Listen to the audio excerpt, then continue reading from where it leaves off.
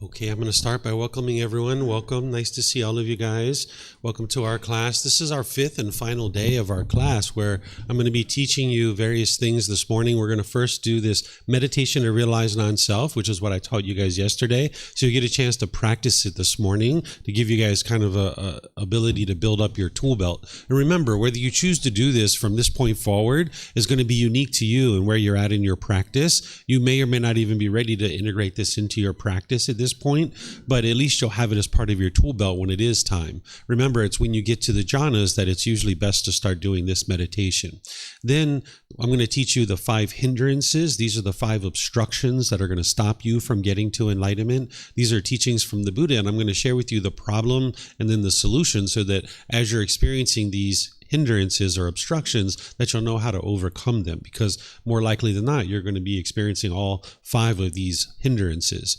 Then I'm going to take a mid-morning break like we typically do, and when we come back I'm going to teach you guys how to determine whether or not you've attained enlightenment or not. That's an important thing, because if you're going to do all this work to get to enlightenment, you'd like to know that you've actually attained it. Then I'm going to teach you how to integrate the teachings into your day-to-day life so that you can have a consistent ongoing practice, and then I'll teach you how to get continued support beyond this course. So if you'd like to join for this meditation, I'm going to start with the chanting, and then you do your own breathing mindfulness meditation, focusing on the breath, and whenever the mind moves off the breath, you cut that off and let it go and bring the mind back to the breath.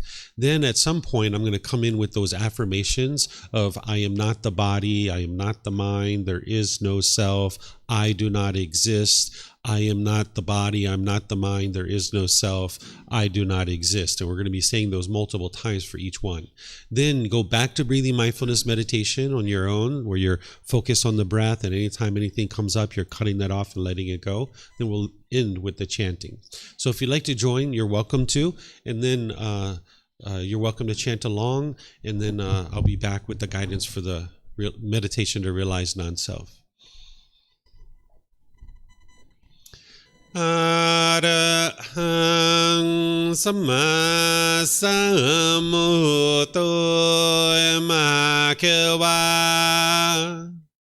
Bhutang Bhagavanang Apivateyami Savakato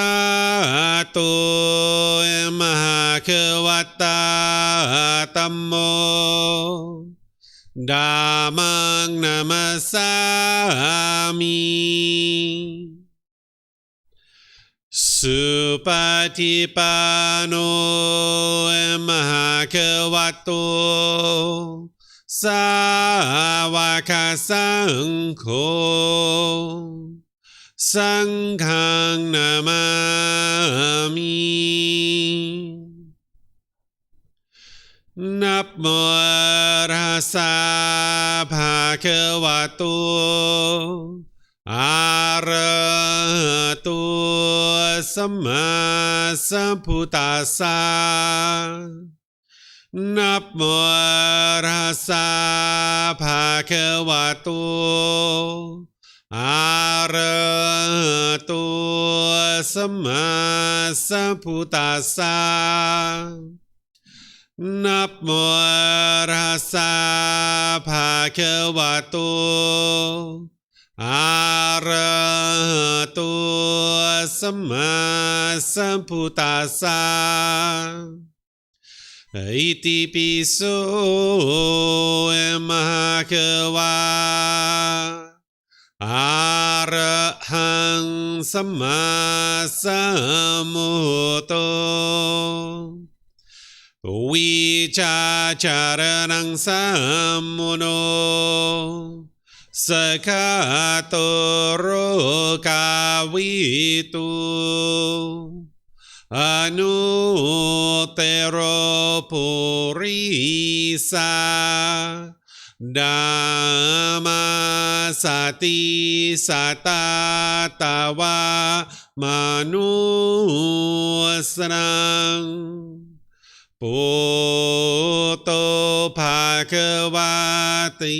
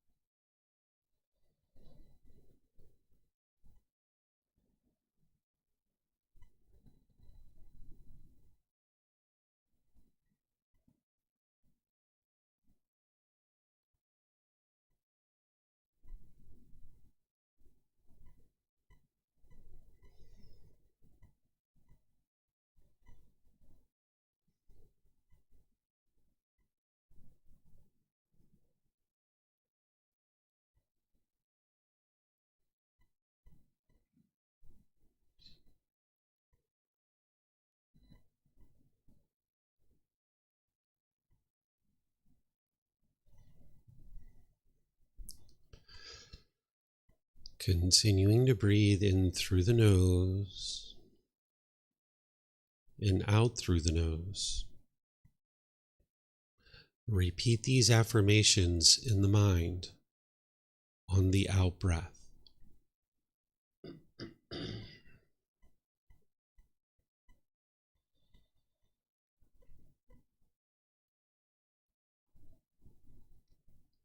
I am not the body.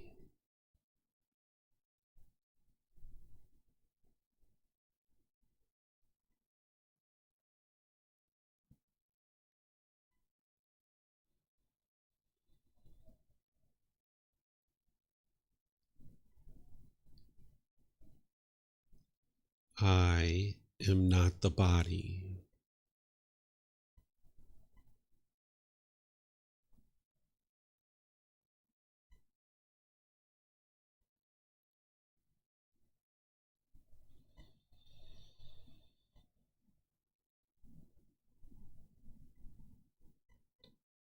I am not the body.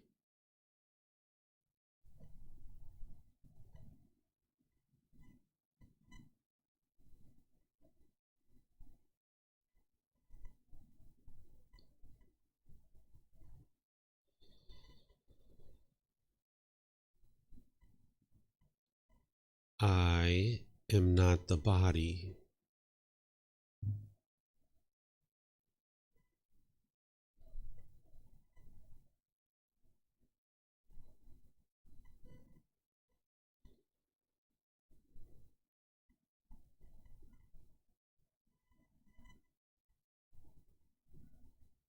I am not the body.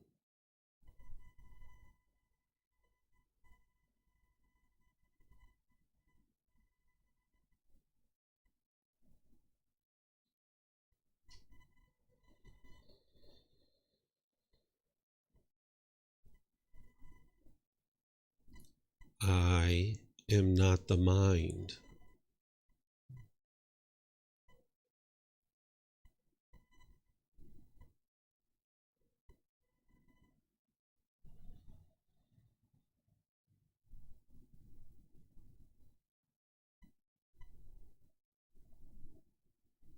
I am not the mind.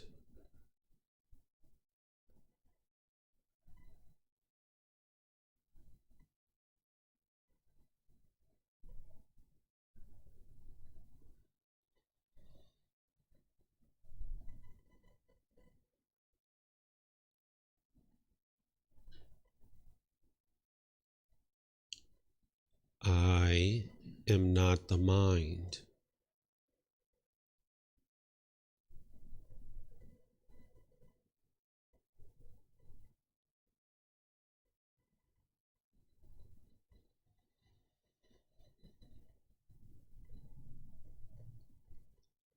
I am not the mind.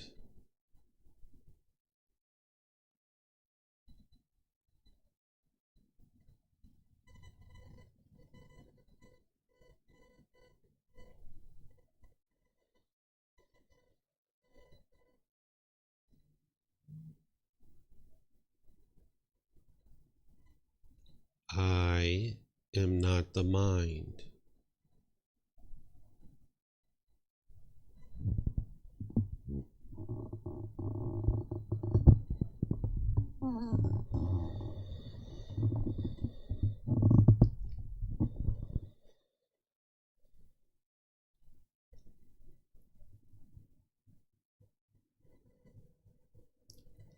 There is no self.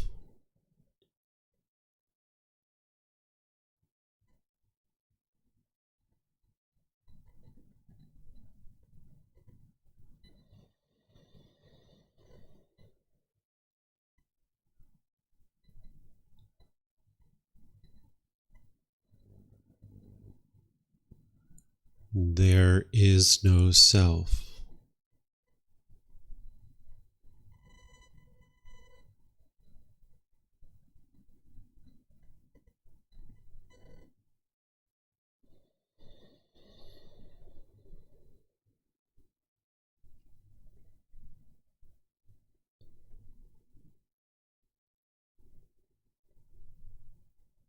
There is no self.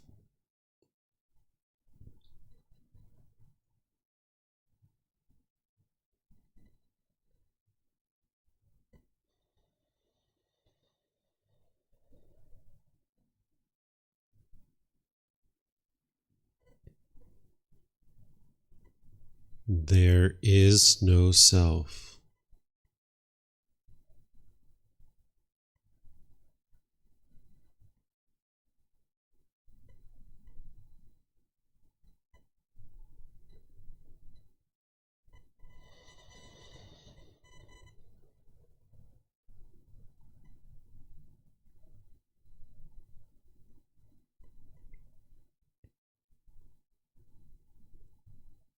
There is no self.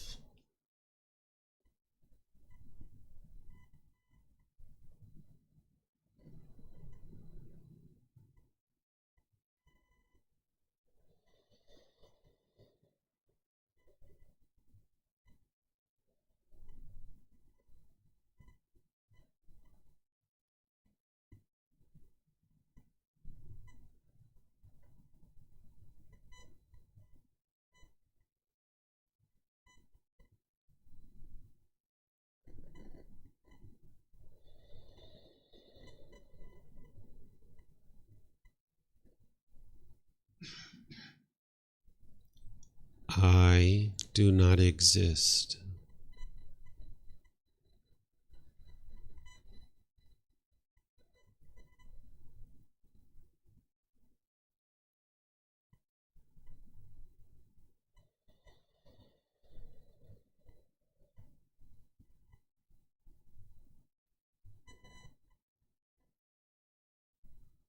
I do not exist.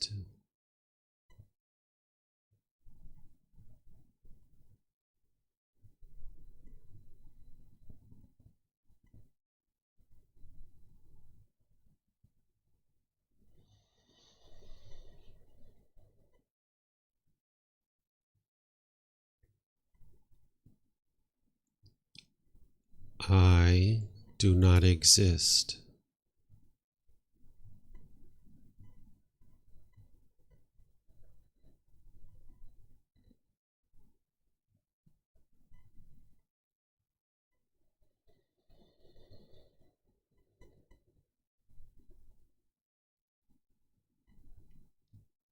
I do not exist.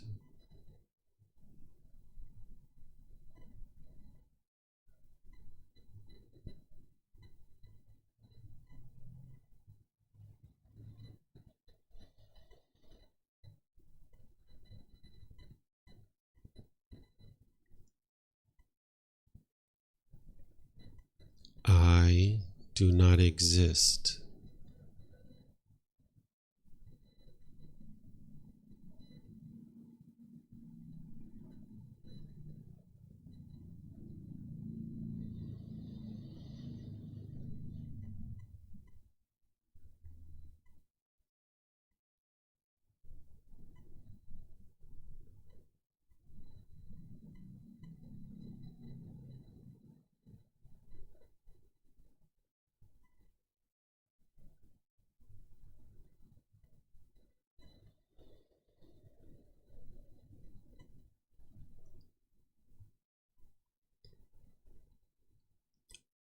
I am not the body. I am not the mind. There is no self. I do not exist.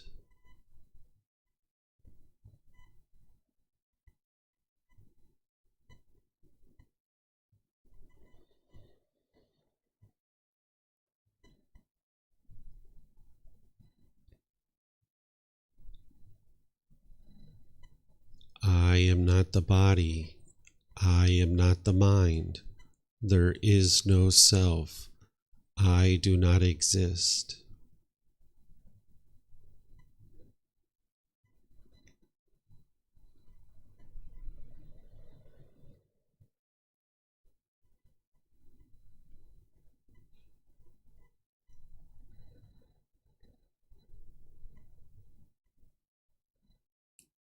I am not the body.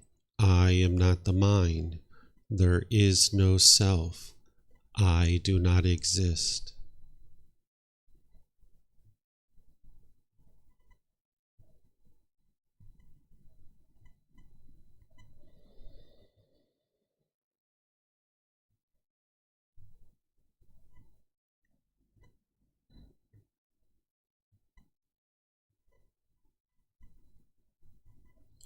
I am not the body. I am not the mind. There is no self. I do not exist.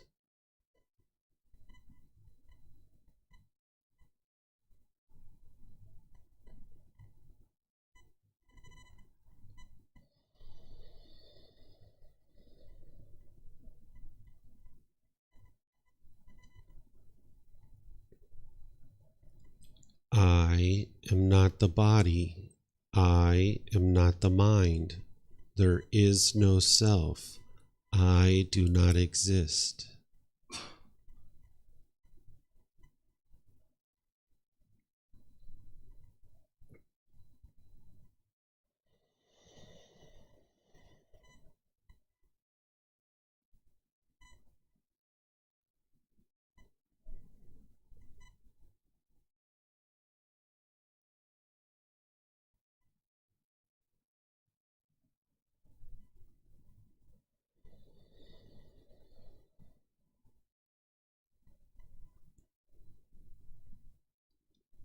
Now return back to breathing mindfulness meditation, focusing on the breath, cutting off and letting go anytime the mind moves off the breath. Breathing in and out.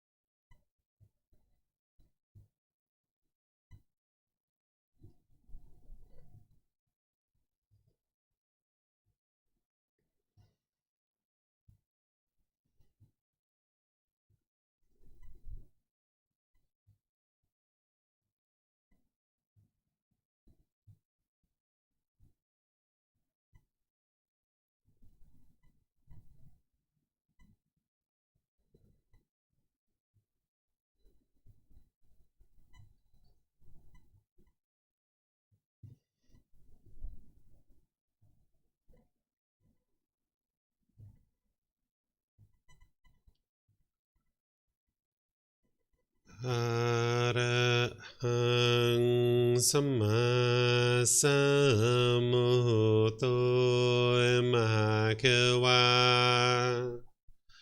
โหตังมหาเขวันหังอภิวาเทมิสวากขาโตมหาเขวัตตาธัมโม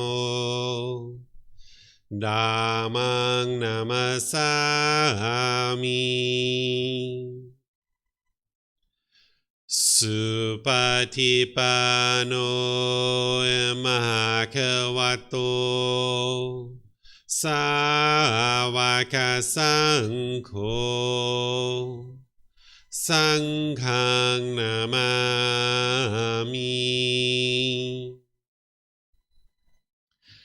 นะโมตัสสะภะคะวะโตอะระหะโตสัมมาสัมพุทธัสสะนะโมตัสสะภะคะวะโตอะระหะโตสัมมาสัมพุทธัสสะนะโมตัสสะภะคะวะโตอะระหะโตสัมมาสัมพุทธัสสะอิติปิโสมหาเขวาอะระหังสัมมาสัมพุทโธ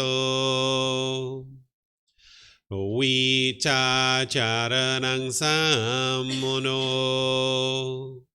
สกขาโตโรกาวิตุ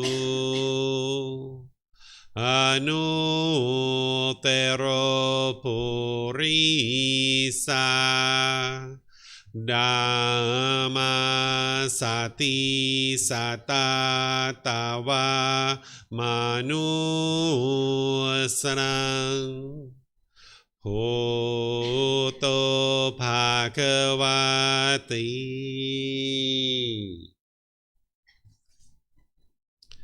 All right, if you guys would like to slowly make your way out of meditation.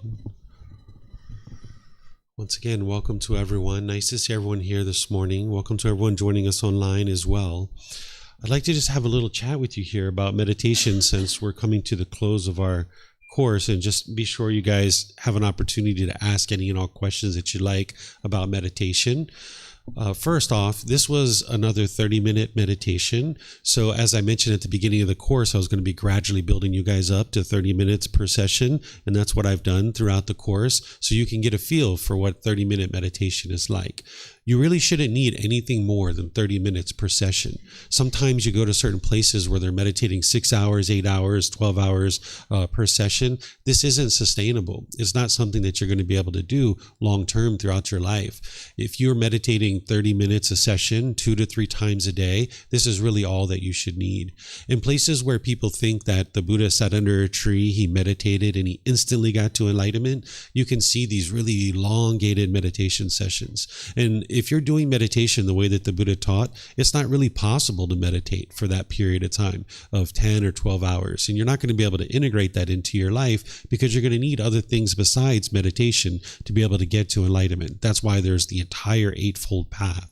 So you could go to the gym, which training your mind in meditation is like going to the gym. You could go to the gym, you could watch TV, you could talk to your friends, you could look at your phone, you could kind of do things like that and be in the gym for 3, 4, 5, 6 hours, right? But your workout isn't necessarily any better or any worse if you go in for 30 minutes, get what you need to get done and get out, right? That's essentially what meditating in the way that the Buddha taught is to be able to go into the gym, do what you need to do, and then get out, because you got other things in your day that you need to do. You need to go to work, you need to spend time with friends, you need to interact with people, and that's what living life is all about. Living life isn't about being in meditation 12 hours a day.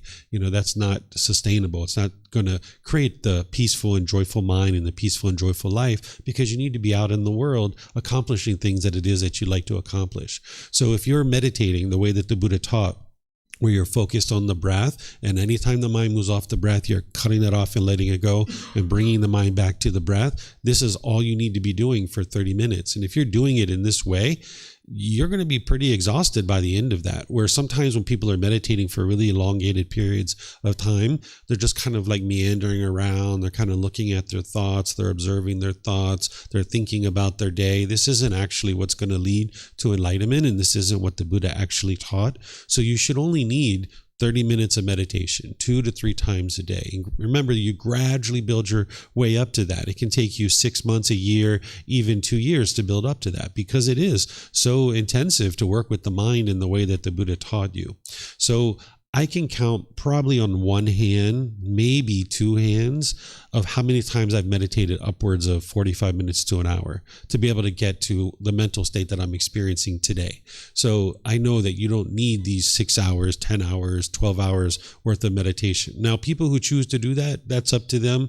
They're more than welcome to do those things. I'm just helping you to be able to see that that's not what you need to be able to do. Because like I mentioned, you're going to need to go to work. You're going to need to have friends. You're going to need to interact with your family. You're going to need to use not just right concentration, which, remember, meditation is just one part of the Eightfold Path. It's one part of that factor of right concentration. But you're going to need to practice right view, right intention, right speech, right action, right livelihood, right effort, right mindfulness, and right concentration. And if you do the math of the Eightfold Path of the 8 individual factors, each factor is about 12.5% of the path to enlightenment. And then behind each one of those factors, there's other aspects, right? So under right concentration, which is where meditation is, there's 2 aspects to that. There's meditation and there's practicing singleness of mind. So if you do the math, meditation's about 6.25% of the path to enlightenment. But sometimes people really put a lot of emphasis behind it.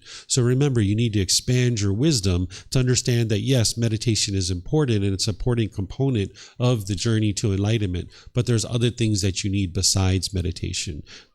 You wouldn't be able to get to meditation, you wouldn't be able to get to enlightenment by just meditating your way there. But you wouldn't be able to actually get to enlightenment without meditation either. You would need that meditation. So now, if you've been learning with me over the various courses or retreats that I share, you should know 4 different meditations. You should know breathing mindfulness meditation, loving kindness meditation, meditation to eliminate sexual cravings, and meditation to realize non-self.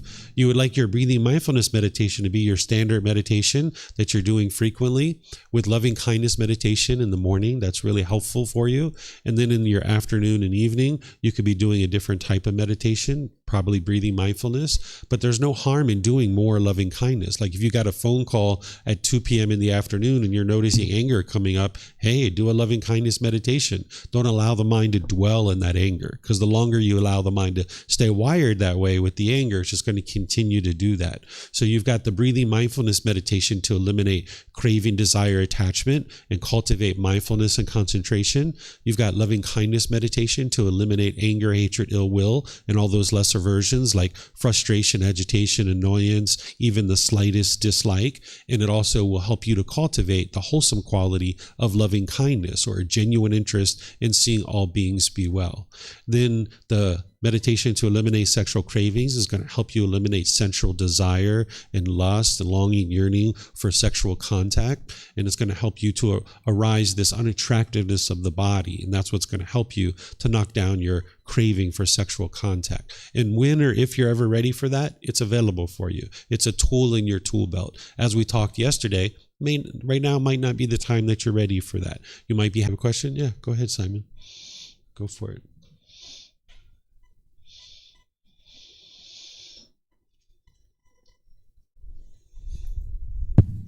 I'm not sure how to articulate this, or if anybody else experiences it. Sometimes when I'm meditating, and I know the relaxation is a nice byproduct of meditation. It's not why we meditate, but obviously a lot of times we'll feel more relaxed, which is nice. So sometimes when I'm meditating, and when I'm breathing, it's almost like it's hard to describe it. You know, like when you have a spasm in your body, but it's like when I'm breathing, and then it's almost like involuntarily I'll be like, and then it takes me to a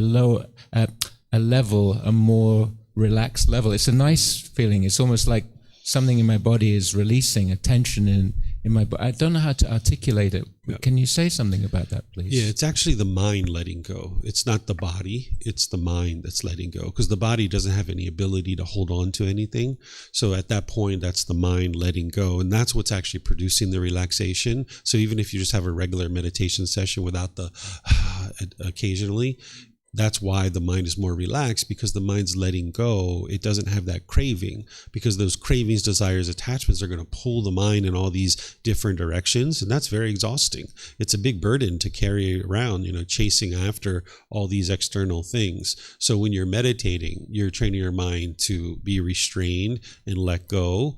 And that's what's producing the relaxation. It's not the meditation itself. The meditation is training the mind to let go, and it's the mind having let go that's producing not only the relaxation, but the concentration as well.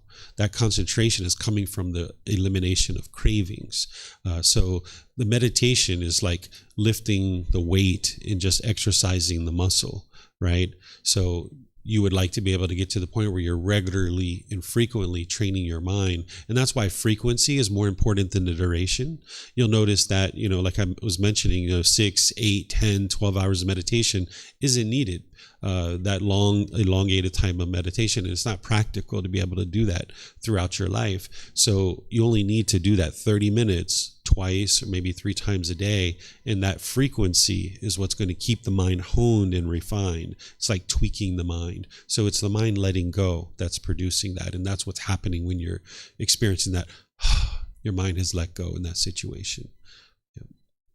Mm-hmm. Any other questions? Yes, ma'am.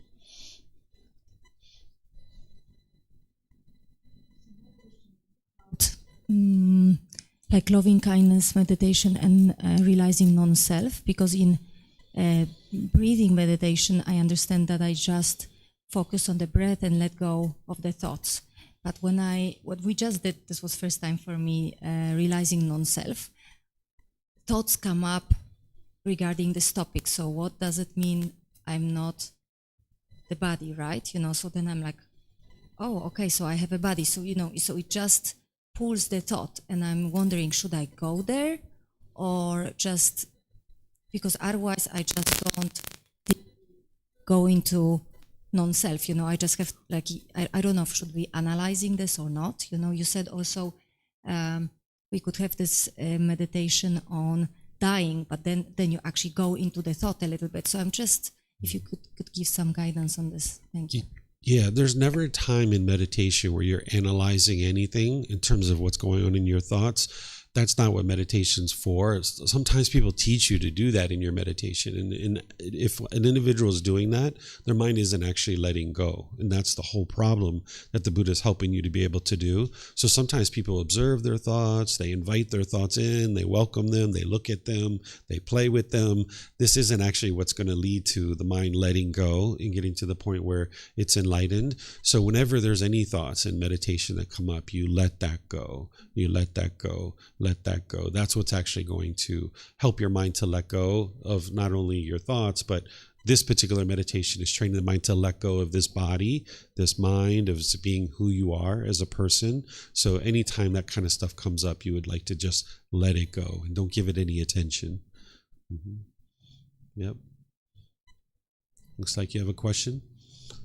So when I resonate with the affirmation of there's no self, I also think of the circumstances when I had some good, delicious food, or like really blissful experience, and I feel so happy about that.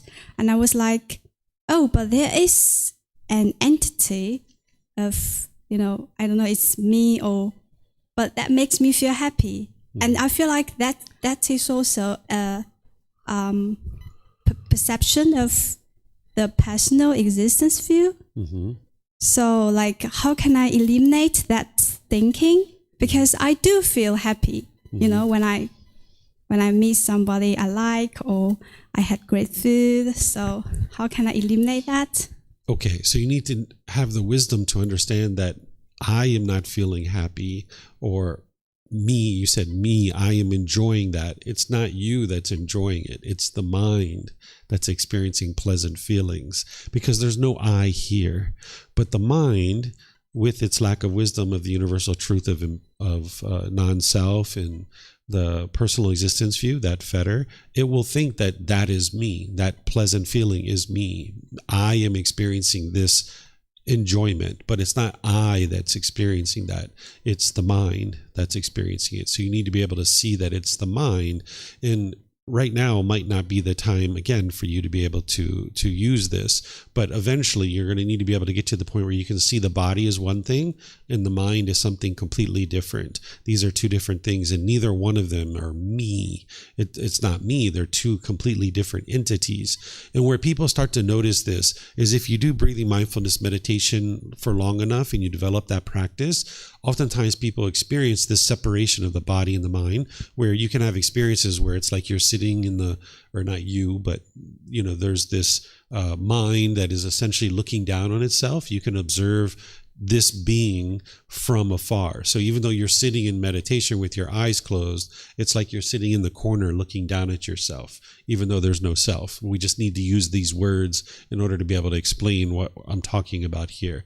So there's like a mind that's sitting over there looking at this being, and you can see like, whoa, there's two separate things here, because this being is sitting here in a physical location, but the mind is over there looking down at this being, and you can see that these are two separate things. So this is where you can start to see that there is no self. There's no me here. There's no I. It's just a body that's sitting over there, and then there's a mind that's over there looking down at it, and neither one of those things are me or who I am.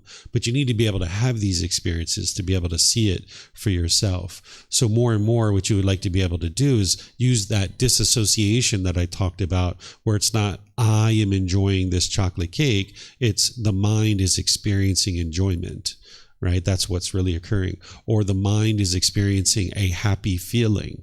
It's not me that is happy, it's the mind is experiencing a happy feeling. And you need to be able to see that more and more. And that's what will help you to see this separation. And also when it comes to meditation, sometimes I feel like I was a little bit drowsy and sleepy. And I remember that you told us before that we should be alert, you know, even we should be relaxed, but still, I'm not sure if I remember correctly. But so how can I find the balance between being alert and also being relaxed? Yeah, so sleepiness during meditation is not uncommon. It can happen. And there's two things you can do. One thing you can do is change positions, because you can switch to a standing position or a walking position. I don't think you've learned this with me, because I teach it in the foundational program, but it's been recorded many times. It's in the book. I can teach it to you personally if you'd like, but you can switch to a standing or walking position. That's one option. That'll keep the mind more invigorated typically, although I have had students tell me that they fall asleep when they're walking too. So it is possible to do that. So there's that option of switching to standing or switching to walking. But then there's also just getting some sleep, because your mind might need that. Because what we tend to do is, even if we're sleeping like 6, 8, 10 hours a day, prior to training your mind, you might be sleeping like that, but you're not maybe getting very good quality sleep. And now when you start meditating, your mind's going to start performing more optimally, and you're going to notice the mind's going to have more of a tendency to sleep and be interested to sleep. And you might have like a 3-month, 6-month, 1 year hump that you have to get over, where you kind of have to do this kind of sleeping occasionally, where if you're really sleepy and drowsy during meditation, just sleep. And then when you wake up, then do your meditation. So once you get over that hump, your mind will be more invigorated, more uplifted, more bright, and you won't notice this kind of thing because your mind will have been able to get the sleep that it needs over that period of time. And now it's kind of like a dry sponge that it kind of needs that sleep. So you could do one of those two things whenever you're experiencing sleepiness. Thank you. Mm-hmm. You're welcome. Anything else you guys would like to ask? Oh, yeah. Mm-hmm. It looks like the mic's not on.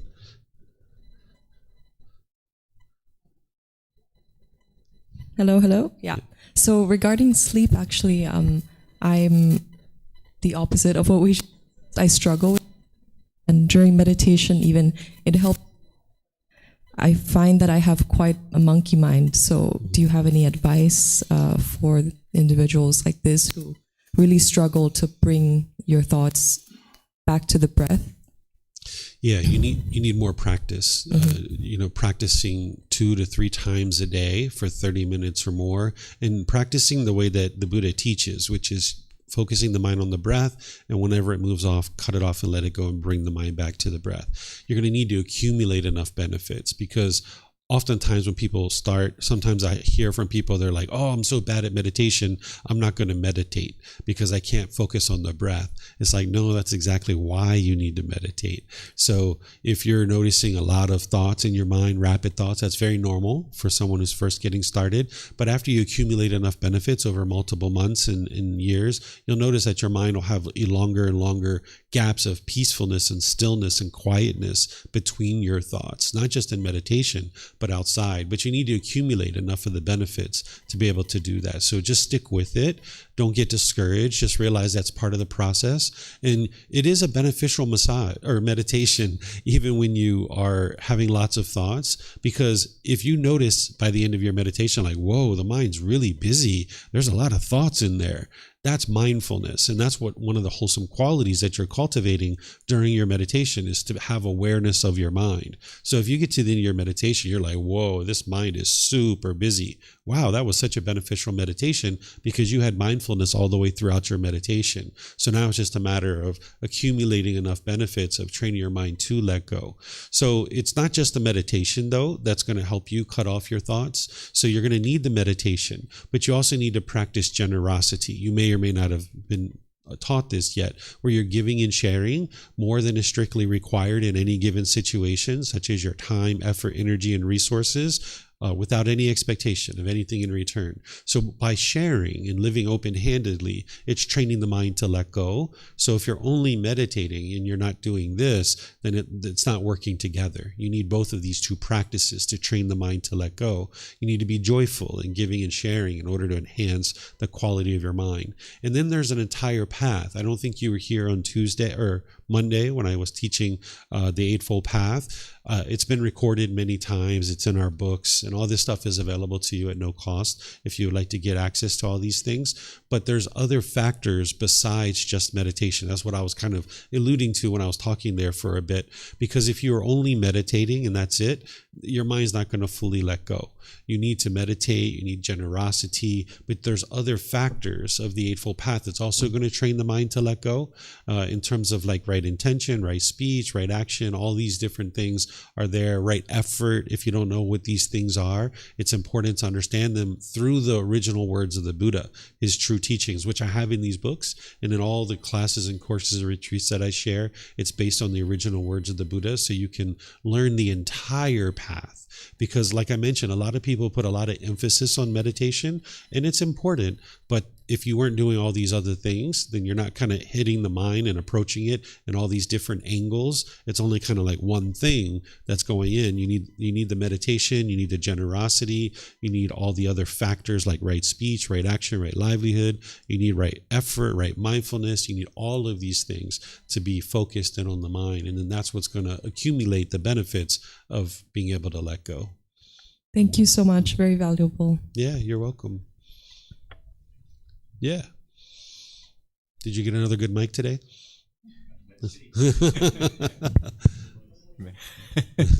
I'm on the mic. So thinking about the idea of, obviously in this meditation, it's looking at an identification that many people have and then letting it go, and meditation in general, an identification with something and letting things go. And it got me thinking, like, for example, you spoke about, for example, something small, like not reaching for our favorite t-shirt in the morning, taking the one at the top of the stack. But how far should we take this in life? So, for example, should we actively put ourselves in situations, for example, where maybe we eat a food that we don't like, or we speak to somebody who we find a little disagreeable, or we listen to music that we don't like? Because, for example, if I listen to music that I don't like, I'll find myself feeling really tense, and I find it quite stressful. Obviously, that's not something I would want to do all the time, listening to music that I don't like. So I'm just thinking, should we actively try and put ourselves in situations like this? But I'm guessing we should have a balance, because I don't want to be listening to music I don't like 24 hours a day. Maybe just a short time and then going back to what I like. So could you say something about that, please? Yeah, that's part of chapter 13 in this book, where I teach you how to analyze your mind and see what your cravings are. So anything that the mind is getting pleasant feelings from, there's a craving in the mind. When it gets this thing, it gets conditioned pleasant feelings like happiness, excitement, elation, thrill, exhilaration, euphoria. You need to distance yourself from that object in order to train your mind to let go of that craving and to be able to gain its peacefulness and joy even without that object.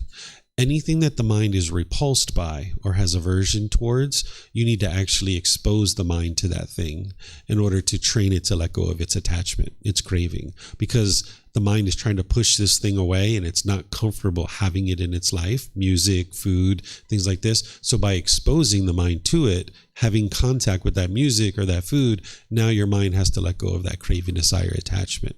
But this thing over here that you really want to have and the mind gets such pleasant feelings from, you need to distance yourself from it. And you do these things for a period of time that you can see that your mind is just as peaceful and just as joyful with it or without it. So I can give you different examples where I had to do this, right? So like one that I had aversion to was like durian fruit. I've always thought it smells like poop. You put it in your mouth. I never had poop in my mouth, but it seems like that would be the consistency of poop in your mouth is what durian fruit's like. So the first time I ever had it, I was repulsed by it, right? So then slowly but surely what I did is I liked cake. Obviously, like cake and cookies. So I started to eat durian in cake. There was cakes that they had, these little snack cakes that Thai people have, and I used to eat it in snack cakes. And I was like, wow, this is really good. So I did that for quite a while. And then at some point, I started eating the raw fruit again. And it was completely fine for me. And I've eaten it, a few times. I know my mind is not repulsed by it. I don't even think it smells like poop really much anymore. That's kind of gone, right? So I know that I am not repulsed by durian fruit anymore. But when it comes to eating fruit and there's like bananas, apples, oranges, pineapples, mangoes, I will typically select those things rather than the durian fruit. So I have a preference for these things, but I'm not repulsed or have aversion to the durian fruit. I can eat it, just fine. If it's around, I might even choose to eat a little bit of it, right? So that's like an example where you can expose your mind to it, train your mind to let go of the craving, desire, attachment, see that you're not repulsed by it. You're just as peaceful and joyful with it or without it. This particular thing, that you don't have that craving anymore. And then if there's something you're attracted to, let's just say like my mobile phone. At one time, I noticed that there was fear when I didn't have my mobile phone with me. So I had to distance myself from it. I had to leave it at home over multiple times and go outside without it. And I felt very uncomfortable going outside without it. And one time there was even fear. But I would go outside, and then when I would come home, I wouldn't just run to the phone and check it. I would just leave it there. I would be out for 5 or 6 hours. I would come home, spend time with my son. 30 minutes, an hour, 2 hours later, I would check my phone and deal with my phone. And I did that for several times. And I felt like I had gotten rid of this attachment. And then one day, about 2 months later, I accidentally left it at home. And I was outside and I was like, I left my phone. Oh, well, there was no fear, no nothing. So I knew that I pretty much eliminated this attachment. It was gone. But then about a year after that, I had dropped the phone and the screen shattered. And I looked at it and I started laughing. I was like, look at that. It's impermanent, just like the Buddha taught. And I was fortunate that my wife had an old phone that I could use because I couldn't afford a new phone. But there was no anger, there was no frustration, there was no even slightest annoyance that the phone had broke. So I knew that the mind didn't have that craving for the phone any longer, right? So you would like to be able to do these types of things. And I describe this in this particular book, and I teach it in some of the various programs, to put the mind in the situation that it's repulsed by, but then distance yourself from the things that the mind is holding on to and getting pleasant feelings from. And it's only you that's going to know those things. And this is where it actually becomes very fun. It's almost like a home improvement project, right? Like you've got this home here and you need to improve it. And you're kind of like trying to find these little things that your mind's either attached to and you're craving and you want to be with you because you've got these pleasant feelings, and you're looking for these things that you're repulsed by. And now like 2 or 3 or 4 of these things you're kind of managing, and you're kind of selectively putting your mind in these situations in order to be able to train it to let these go. And then that's where you'll notice that the concentration and the focus and the peace and the joy comes from letting go of the cravings, desires, attachments, not the meditation itself, because you'll be in situations where you'll feel an attachment eliminate from your mind. The Buddha calls it maturing and release, where you're maturing and maturing and maturing the mind. You're accumulating the benefits, and you can actually feel the exact moment that the attachment releases from your mind if your mindfulness is developed to that point. And you'll notice this joy come into the mind. It's like, whoa, there's all that joy. There's that peacefulness, and there's that concentration. Wow, the mind's very concentrated. Some people even cry with joy. You know, sometimes we associate crying with sad feelings and sorrow, but you can cry from joy too. Your mind can be quite pleased, and you're actually crying. That when you notice that attachment releases and you've been working at it for a while, sometimes someone can have tears as associated with it. But you'll notice the peace and the joy and the concentration come into the mind when that attachment releases. And that's where you'll know that it's not the meditation that's producing the concentration and focus. The meditation is training the mind to let go, and it's the mind letting go that produces these certain qualities. So yeah, that's exactly what you would like to do with anything and everything in your life. But you also need to be sure you're at the right point for that, because the Buddha talks about protecting the doorways to discontentedness and protecting your mind, right? Because anytime you're discontent, it's coming through certain doorways: your eyes, ears, nose, tongue, the body, and the mind itself. There's some contact that you're experiencing. So if you're early in practice and you get really angry when you're around, say, the news, and you're watching the news, you're getting so angry when you're watching the news, it wouldn't be wise to bring that into your life. Even though you have an aversion to it, it would be unwise to just expose the mind to that early in your practice, because you don't really have much control over your mind. What the Buddha teaches you to do is to first distance yourself from an object to train the mind to let it go. Then at that point, if you would like to bring it back in, you can. So something like the news. If you're noticing you're getting angry at the news, and it's really pretty intense, I don't suggest you expose the mind to that early on, because you don't have all the factors of the Eightfold Path. You don't have the mindfulness. You don't have the breathing mindfulness meditation, the loving kindness. You don't have all that established yet. But once you get all that established and you're feeling quite well, and maybe you've distanced yourself from the news, maybe 3 months, 6 months, a year, you haven't been watching the news, and you're like, whoa, I think I've maybe kind of let go of this attachment, and I've got all this foundation of my practice well laid out. I've been training my mind regularly. Now start introducing it selectively back into your life for a few minutes here or there, and observe the mind and see what it's doing, and see if there's any anger that's arising. So you need to make sure you're doing these things at the proper time. And that's why it's an independent practice. It's your own journey to enlightenment, and that's where you need to have the wisdom of when to do these types of things. So early on, I don't necessarily recommend exposing yourself to these types of things that are producing these discontent feelings, because then the mind just stays wired that way. You're going to need to first distance yourself from attachments, and then slowly but surely integrate things back in. That things like the news, it's not harmful. But let's just say somebody was addicted to cocaine, you're not going to introduce that back into your life, things like that, right? But things like the news or other things like that, you can introduce back into your life. But you would like to do it selectively, and after you've already got a really good foundation, and you can observe your mind when you're bringing those things back in.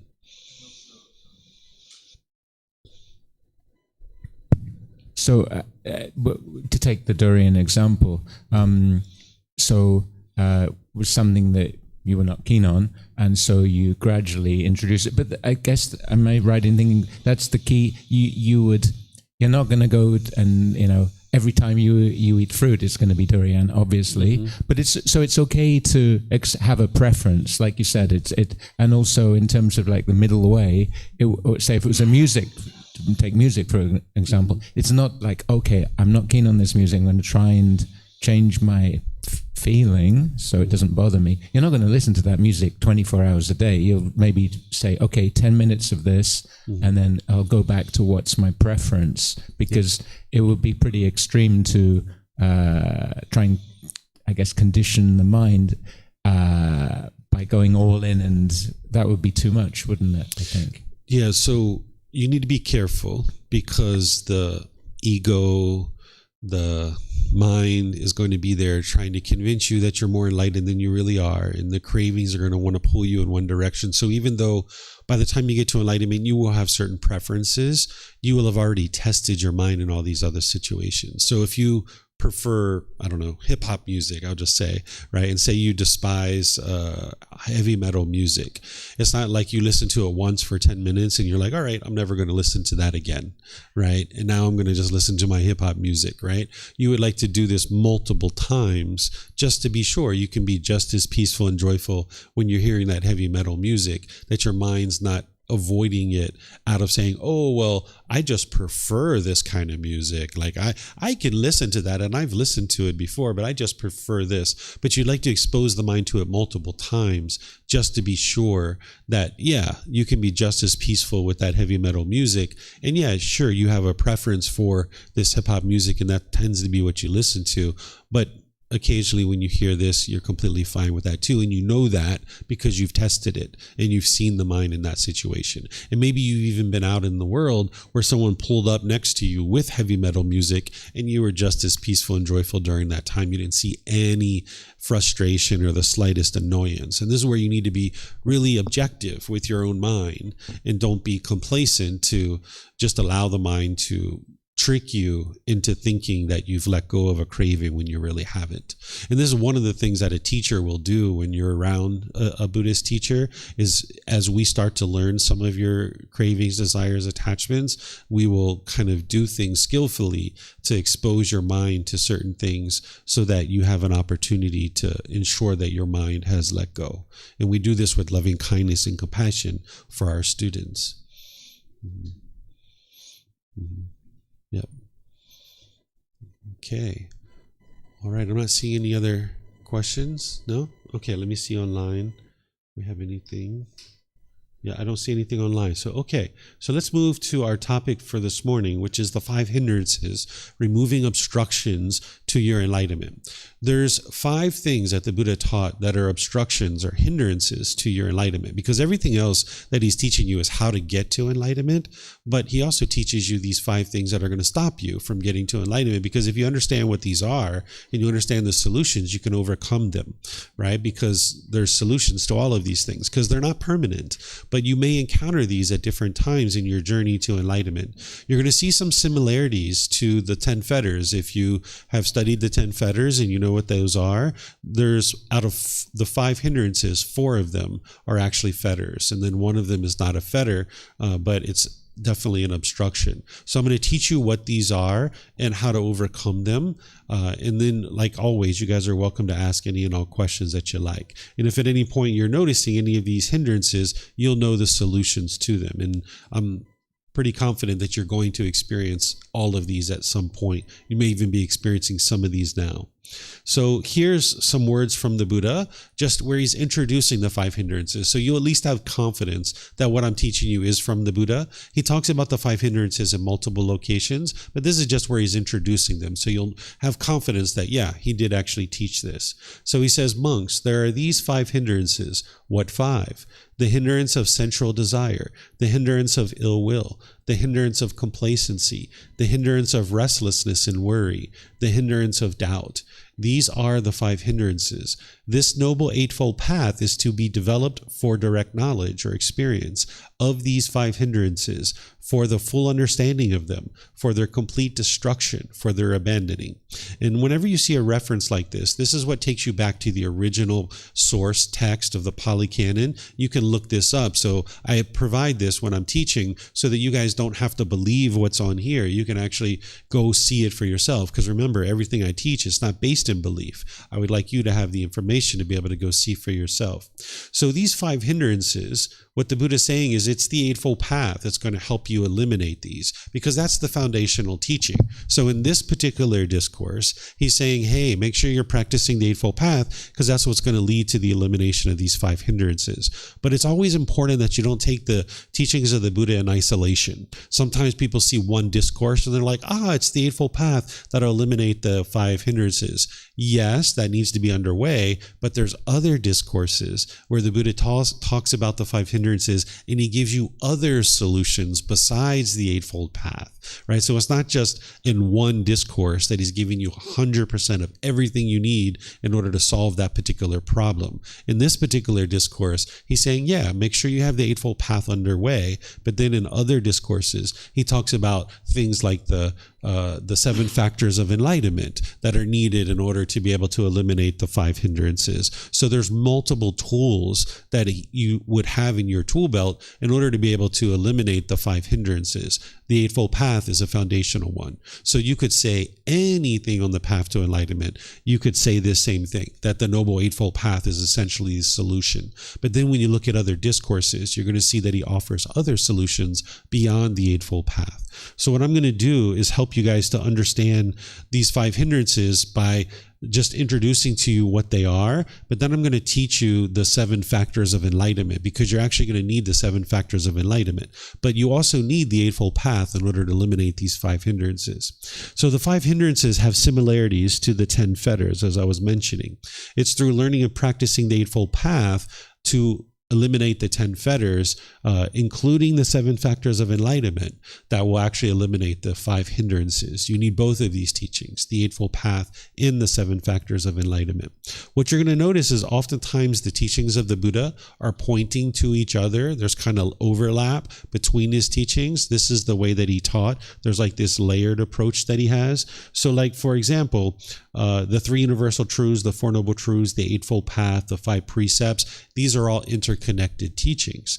And you're going to see that same thing with the 5 hindrances in the 10 fetters. There's kind of an overlap here in those particular teachings. So whenever you're noticing any kind of struggles or impediments on the path to enlightenment, it's helpful to look at the 5 hindrances and see what it is that's hindering you from making progress on the path. And then you'll have the solutions too.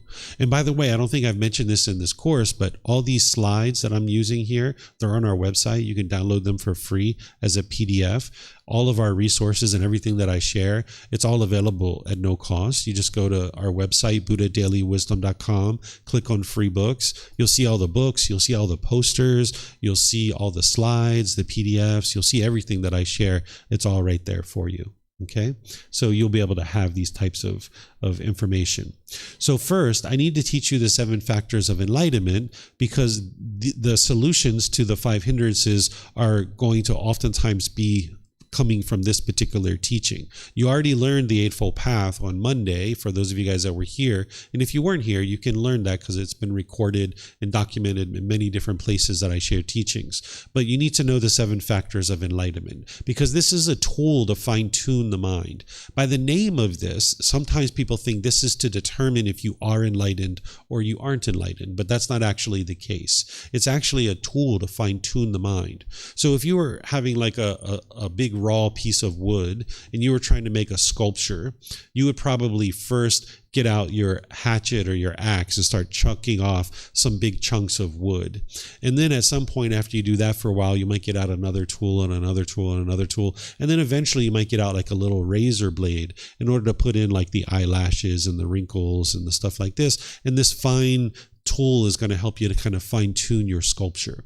Well, that's what the 7 factors of enlightenment are. They are a tool to help you fine-tune the mind, where like the Eightfold Path is helping you chuck off wrong view and wrong intention and wrong speech, wrong action, wrong livelihood, wrong effort, wrong mindfulness, and wrong concentration. It's like that hatchet chucking off big chunks of wood off of this raw piece of wood.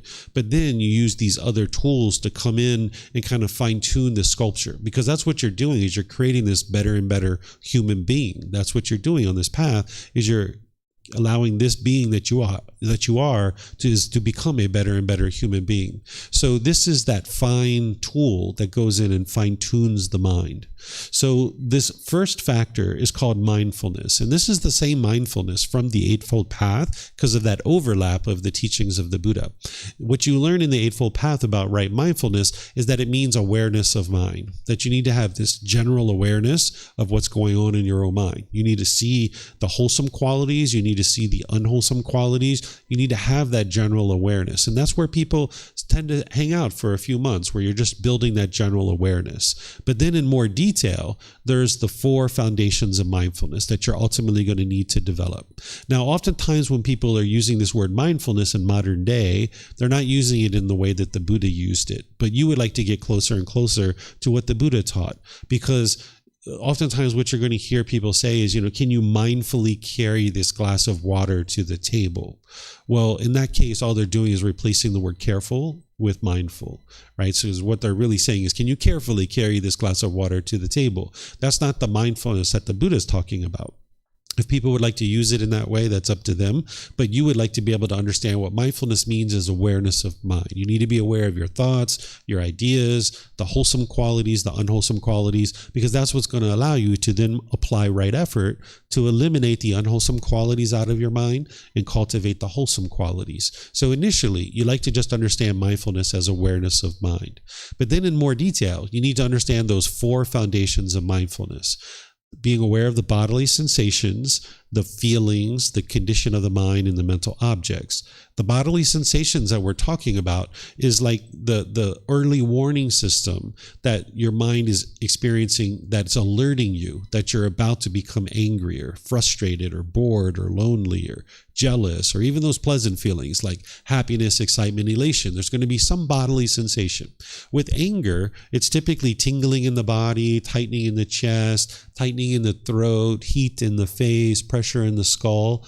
You need to have awareness of this, because that's the early warning system that you can cut off and let go before the mind actually experiences the feeling of anger. Once the mind experiences the feeling of anger, the mind's going to continue to stay wired that way. You're trying to catch it before it actually experiences that feeling, right? So this is why in meditation, if you were just observing your thoughts in meditation, you're not training the mind to cut off and let go. You'll never get to enlightenment if you keep allowing the mind to form the conditioned feeling. So you've got to catch it earlier and earlier as just a bodily sensation. So whether it's a pleasant feeling, a painful feeling, or neither painful nor pleasant, you need to cut off and let go as the bodily sensation is arising. So that's why you need that first foundation of mindfulness. If you can get to the point where you're developing and have been able to see the bodily sensations every single time, and you've been able to cut off every single time, you're about 1 to 3 years away from enlightenment at this point. You're very close to enlightenment at that point. But between now and then, you're going to experience some conditioned feelings where you're going to miss the bodily sensations and it's going to become a feeling. So cut it off there as a feeling, because that's the second foundation of mindfulness, is having awareness that the mind is experiencing a feeling of pleasant, painful, or neither painful nor pleasant. And if you don't cut it off there as a feeling and let it go, remember, we're not suppressing the feelings, you're cutting it off and getting it out of the mind. If you don't cut it off there, it's then going to affect the condition of the mind, where for a few minutes, a few hours, a few days, maybe you've been agitated or grumpy for a week or two. I'm sure we've all experienced that at some point, where we didn't have this wisdom of the teachings of the Buddha. So this anger turned into a feeling. We missed it as a bodily sensation. We missed it as a feeling, and now affected the condition of our mind. We're kind of grumpy and irritable for a few days or a week or so. And as long as you allow the mind to dwell in that, then your mind continues to stay wired that way. So you would like to get to the point where you're catching it as a bodily sensation, and now you're cutting it off and letting it go. It's like preventing the water from ever coming into the boat. Because if you were traveling in a boat from, say, Canada to the UK, you would like to prevent this water from ever coming into the boat. Because once the water gets into the boat, you have a real problem to deal with. So it's the same thing as if you can catch that bodily sensation that you know that if you allow that to continue, it's going to become a feeling in the mind, you cut it off and let it go. And if you can do that every single time discontentedness is arising, you're about 1 to 3 years away from enlightenment, because you've developed your mind to get to that point where you can catch it every single time and cut it off and let it go every single time. And then again, if you miss it there, you cut it off as a feeling. If you miss it there, you need to be able to notice the condition of the mind and cut it off there. And if you're not doing that, it's going to feed those mental objects, which are those deeply rooted containers that are in the mind. And all of the 10 fetters are mental objects. You need to uproot those. You need to be able to see the symptoms of those and purify the mind of those. Okay, all these 5 hindrances that I'm going to teach you, they're mental objects as well. You need to uproot them and eliminate them out of the mind. So it's this mindfulness that's going to help you to do that. So that's why the Buddha teaches this first as part of the 7 factors of enlightenment, because you need to always be practicing mindfulness. I gave you guys that analogy of the virus scanner, that just like a virus scanner is kind of sitting in the background overlooking your hard drive, and if any virus lands on your hard drive, it takes action. It quarantines it, it cleans it up, and gets it off your hard drive. That's what your mindfulness needs to do. It needs to be kind of sitting there overlooking your mind at all times. And if at any point you see bodily sensations associated with discontentedness arising, you step in, take action, and cut that off. You apply right effort and cut that off. Or if you notice a conditioned feeling in the mind, you cut that off. Or if you're noticing like, I've been kind of grumpy for the last 2 hours, like, oh man, I got to get rid of this. Like, let me redirect the mind. Let me get out of this, right? You're trying to break up so that the mind's not continuing to stay wired that way. And if you're noticing any symptoms of the 10 fetters, those mental objects arising, you would like to cut that off and let it go too. So the Buddha describes this factor, the first factor of mindfulness, that you should be practicing this always, all throughout your day, from when you first start waking up, all day long, and as you're going to sleep at night. Because your thoughts can invade you. When you're first waking up in the morning, it can be like, oh, I don't want to go to work. Like, why do I have to go to work? I really don't want to drink. Energy and joy. The energy and joy. This is what's going to uplift the mind. The mindfulness is what's going to make you aware that your mind is sluggish. And when your mind is sluggish, then you practice these other 3 in order to bring the mind to the middle and lift it up out of that sluggish condition. What enlightenment factor of investigation is where you investigate and study, actively look at the teachings of the Buddha, whether that's reading books, whether it's coming to classes, whether it's getting personal guidance from a teacher. You need to investigate and examine the teachings, because that's the last thing the mind wants to do when it's sluggish, right? It's like, I don't want to pick up that book. I don't want to go to the temple. I don't want to meditate. No, I'm not doing any of that stuff. So you're going to need to apply the effort to bring in this enlightenment factor of investigation to lift the mind up. And now when you're starting to investigate the teachings, you're going to start seeing the answers to the problems that you're experiencing on a day-to-day basis. And this is where the energy starts to rise up in the mind. It's like, whoa, I'm finally getting the information that I've been interested in getting all these years. Wow, I'm starting to see the answers to the challenges and difficulties that I'm having on a day-to-day basis. Wow, you start noticing this vigor and vitality, this willingness to do something, this initiative, enthusiasm, ambition, and motivation starting to come into the mind, and it's bringing the mind to the middle. And this is where you'll start noticing the joy, this unconditioned gladness starting to come into the mind, right? So that's what's going to lift the mind out of the sluggish condition into the middle. But then with your mindfulness, when you notice the mind is excited and overactive, yeah, that's a problem, right? Sometimes people chase excitement, but that excitement is a conditioned feeling. So you need to bring the mind out of that excited, overactive situation and condition into the middle. And what's going to do that is the next 3 factors. tranquility, concentration, and equanimity. This tranquility is that relaxed, steady, stable, peaceful mind, the stillness of mind. So where you notice your mind is overactive and, doing those kinds of things, restless, you kind of bring in this tranquility, this peacefulness, this calmness, this steadiness in the mind. Then you would like to be practicing concentration, this mental alertness, this attentiveness, the ability to give your full attention to any particular task that you're involved in, the singleness of mind. Then practice the equanimity, which is the calmness and composure, especially in a difficult situation. And that's going to bring your mind to the middle.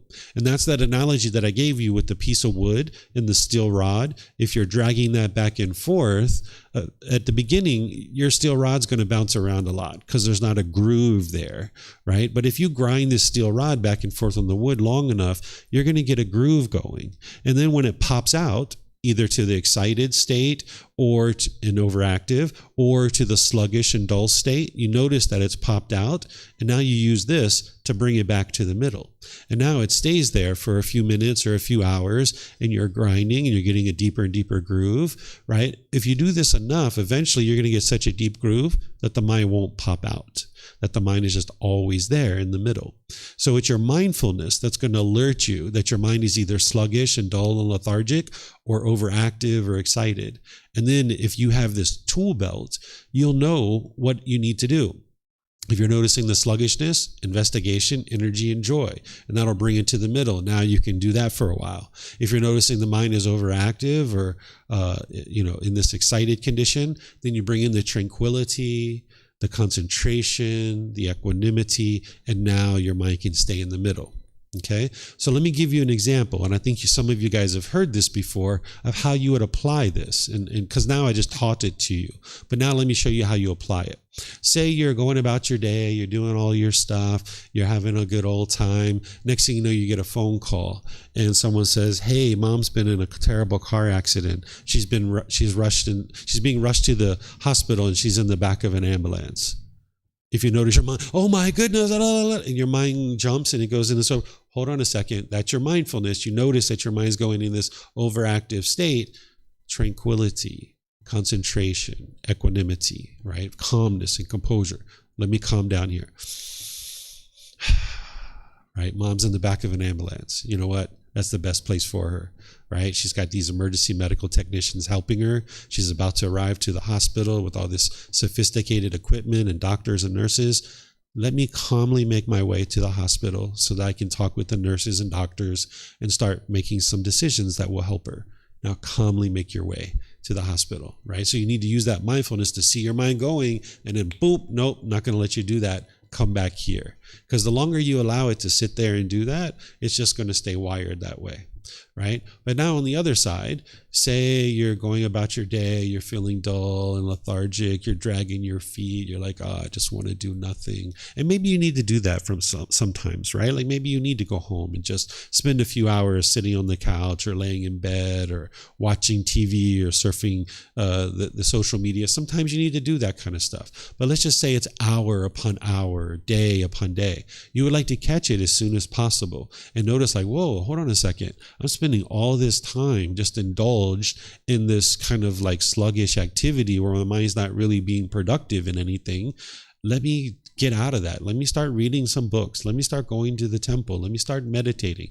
Let me arise this energy and this joy to move towards learning and practicing these teachings. So you like to be able to spot that as soon as possible, because the longer you allow the mind to stay in that dull and lethargic state, the harder it is to lift it out. And the same thing is that excited state. The longer you allow your mind to stay there, it's harder to bring it back because it's just staying wired that way. So this is a tool to fine-tune the mind, using your mindfulness to observe the mind, and then bringing in the investigation, energy, and joy to lift it up to the middle, out of that sluggish condition, and then using the tranquility, concentration, equanimity to bring it down out of that overactive and excited state. And now the more that you keep your mind here in the middle, you'll get a deeper and deeper groove, and the mind will just stay there all the time, and you won't have to do this so much.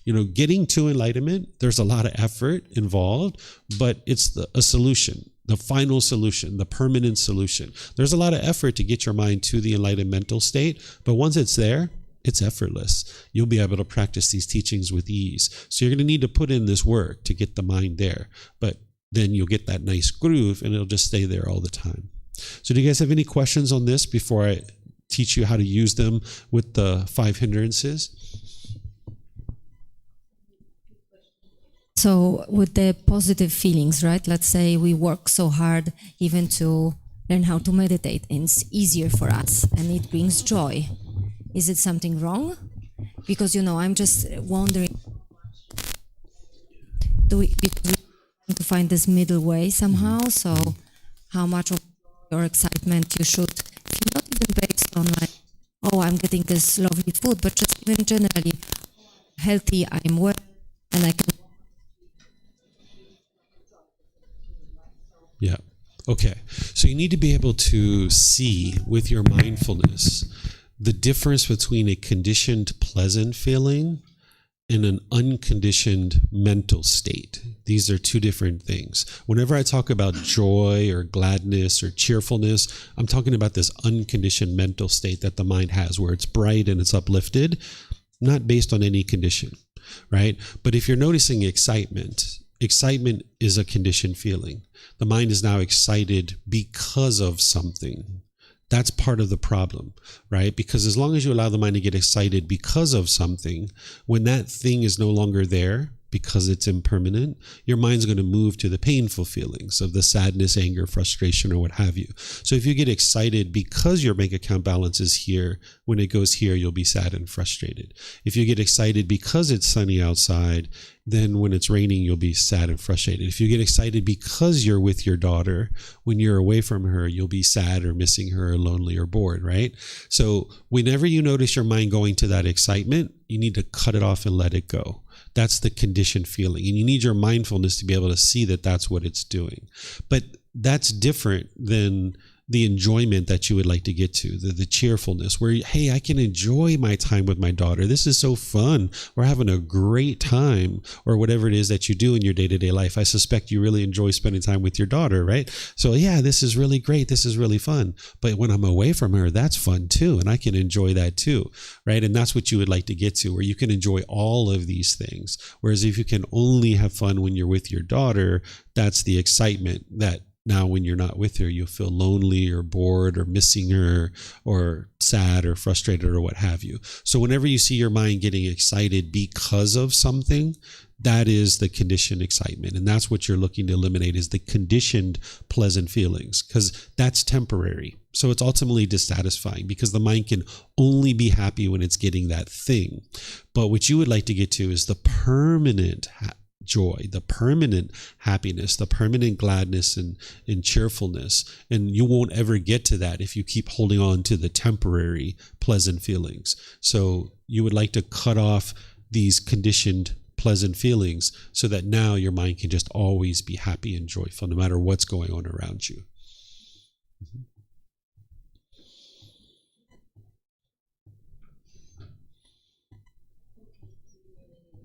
Sometimes I feel joyful and I start reflecting, is it because I have a bed and I have a house and I have a husband? Is that is conditioned? Or I cannot get rid of those things. I don't know if that's the source of my happiness or just happiness. Yeah, so like when your husband goes away because he travels by himself sometimes, that's when you observe your mind. And you and I have had conversations about that, and you observe certain things during that time when he was away. So you can see that there is an attachment there. So that's what you need to work on to eliminate that attachment, right? So when you're having the joy, you need to be able to observe the mind and say, like, why am I joyful? And if it's joyful because of these things, then that's the conditioned. It's not actually unconditioned joy. It's conditional excitement or conditional happiness. So you'd like to go away from these things. So when your husband goes away on a business trip or you go away, like right now, I think you guys are staying in like a really basic, simple hotel. So you can see like, hey, I'm completely comfortable staying in my home, which has all the things set up in the way you would like it to be set up in. But now when you're away at a place like this, where it's a very simple, very basic, hotel, you can see, oh, my mind is just as content and peaceful here too. So now you can see like, I'm not attached to this place. So you know that that's not the source of your joy, that you can be content in all these different places. And now you've seen with your own mind that, hey, I can be content in all these places. Okay, Arturo? For those of you guys online, you can put your questions into Facebook, YouTube, or Zoom in the comment section, or you can raise your hand in Zoom if you like. David, what's the role of gratitude or gratefulness, when we're grateful for example, our health or things going well in our life, how does that relate or fit into conditioned or unconditioned feelings? Yeah, you'll notice that you'll just have more and more gratitude. The Buddha doesn't really teach gratitude or gratefulness and these kinds of things because it just comes naturally. What he's teaching you to do is getting rid of your pollutions. And when your pollutions are eliminated, all these wholesome qualities more and more will come into the mind. So you won't really see him talking much about gratitude and appreciation and stuff. I think he mentions it here or there because it is something that an enlightened being has and they cultivate, but it's just present. It's just always there. And that's not a feeling. That's a mental state that the mind has, that you're just grateful for the things that are around you. And it's a mental state that's just always there. It doesn't arise, change, and fade away. It's just always there. So that's an unconditioned mental quality that the mind is experiencing, not based on any particular thing. Okay. So now I'm going to take you guys in to teach you the 5 hindrances, because these are part of the solutions for some of them. So you needed to know the 7 factors of enlightenment to be able to now help you with the 5 hindrances. So this first hindrance that the Buddha teaches that's going to block you and hinder you from getting to enlightenment is sensual desire. This is also one of the fetters, right? Whenever we talk about craving, desire, attachment, the mind longing, yearning, and chasing after the objects of its affection, we're typically talking about sensual desire. What this is on a more detailed level, this is the mind longing, yearning through the 6 sense bases, wanting permanently agreeable contact. So you've got the eyes, ears, nose, tongue, the body, and then the mind itself.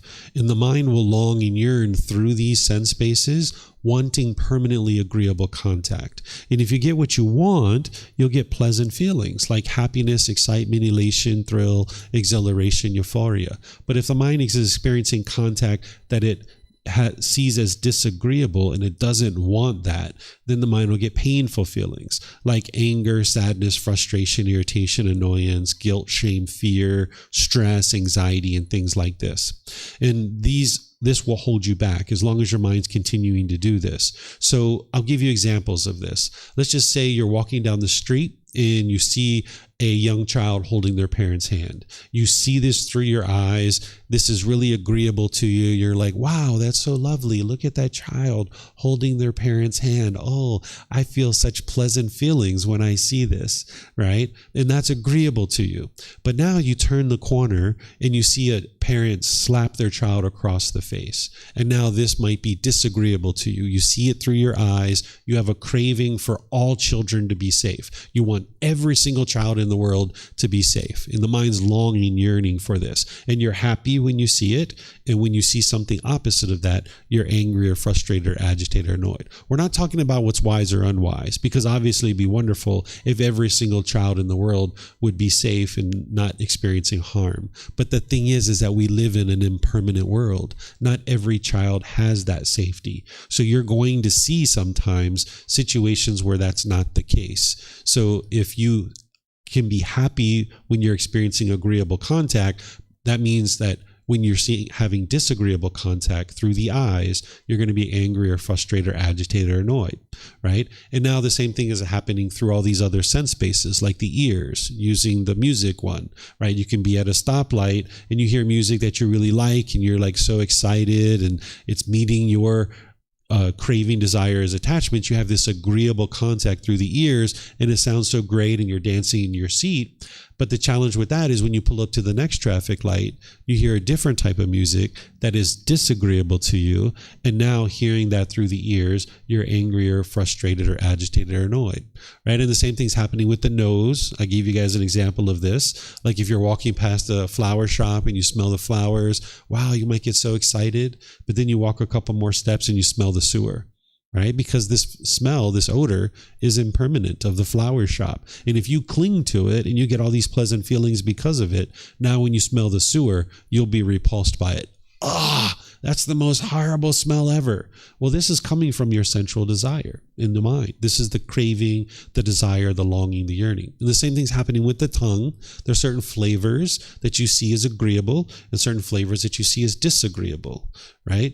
And then there's same thing is happening with the body, certain fabrics coming in contact with the body, or maybe you're walking down the street and, hey, you're just walking peacefully all by yourself, and you might be so much enjoying that, but then somebody bumps into you.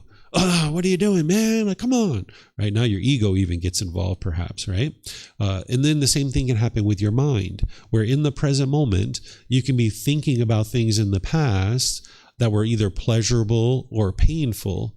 And now in the present moment, you'll be forming pleasant or painful feelings based on these thoughts. You haven't had any contact through the eyes, ears, nose, the tongue, or the body. It's just the mind itself thinking about the past, either pleasurable things or painful things that the mind's clinging to. And now you're forming feelings in the present moment based on those things. And the same thing can happen in the future. The mind can be longing, yearning in the future, thinking about certain pleasurable or unpleasurable things, and now you're forming feelings in the present moment.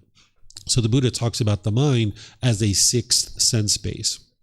So as long as your mind is having sensual desire, where you're longing, yearning for these external things, being unwilling to let go mentally, then you're not going to be able to get to enlightenment, because your mind's going to have what's called agreeable contact or disagreeable contact. Or you're going to be favoring and opposing. You're going to be favoring these things and you're going to be pushing away these things. And as long as your mind keeps doing this, you can't be permanently peaceful and permanently joyful, because you live in an impermanent world and you can't experience permanently agreeable contact. So the answer is to get rid of your sensual desire, where you can train the mind to be enjoying anything and everything. No matter what you're experiencing, you can enjoy it. Where you'll still have preferences, but you know that you've trained your mind to the point where you can enjoy any kind of contact that you're experiencing. So there's certain training that you need to be able to do to get to this point where you've eliminated this sensual desire. Because one of the things that the mind needs to do is the things that you're getting pleasant feelings from, you're going to need to let those go and distance yourself from them for a period of time. But if you have such strong sensual desire that you're unwilling to do that, it's going to hinder you from getting to enlightenment. Maybe there's that glass of wine that you drink once a week or once a day, once a month, and you're not willing to let that go because that certain flavor on your tongue that you're clinging and craving to.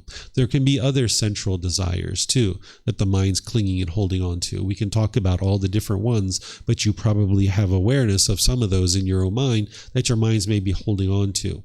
And then there's certain things that you're going to be repulsed by that you're going to need to expose the mind to, like that durian fruit. If you're unwilling to do that, it's going to hinder you from getting to enlightenment, because the mind's craving this permanently agreeable contact and it's unwilling to expose itself to something that you feel uncomfortable about and you feel, I don't really like that. And if you're not willing to expose your mind to that kind of stuff, you're not going to be able to get rid of your sensual desire, and it's going to hinder you from getting to enlightenment. So the underlying problem here is craving, desire, attachment, the longing, the yearning, the wanting, the expecting. So you're going to need to do breathing mindfulness meditation. That's what's going to help you eliminate your craving, desire, attachment, training your mind to let go. And you're going to need to practice generosity, where you're giving and sharing more than is strictly required in any given situation, such as your time, effort, energy, and resources, without any expectation of anything in return. And that's what's going to train your mind to let go, practicing being joyful and living open-handedly and letting go.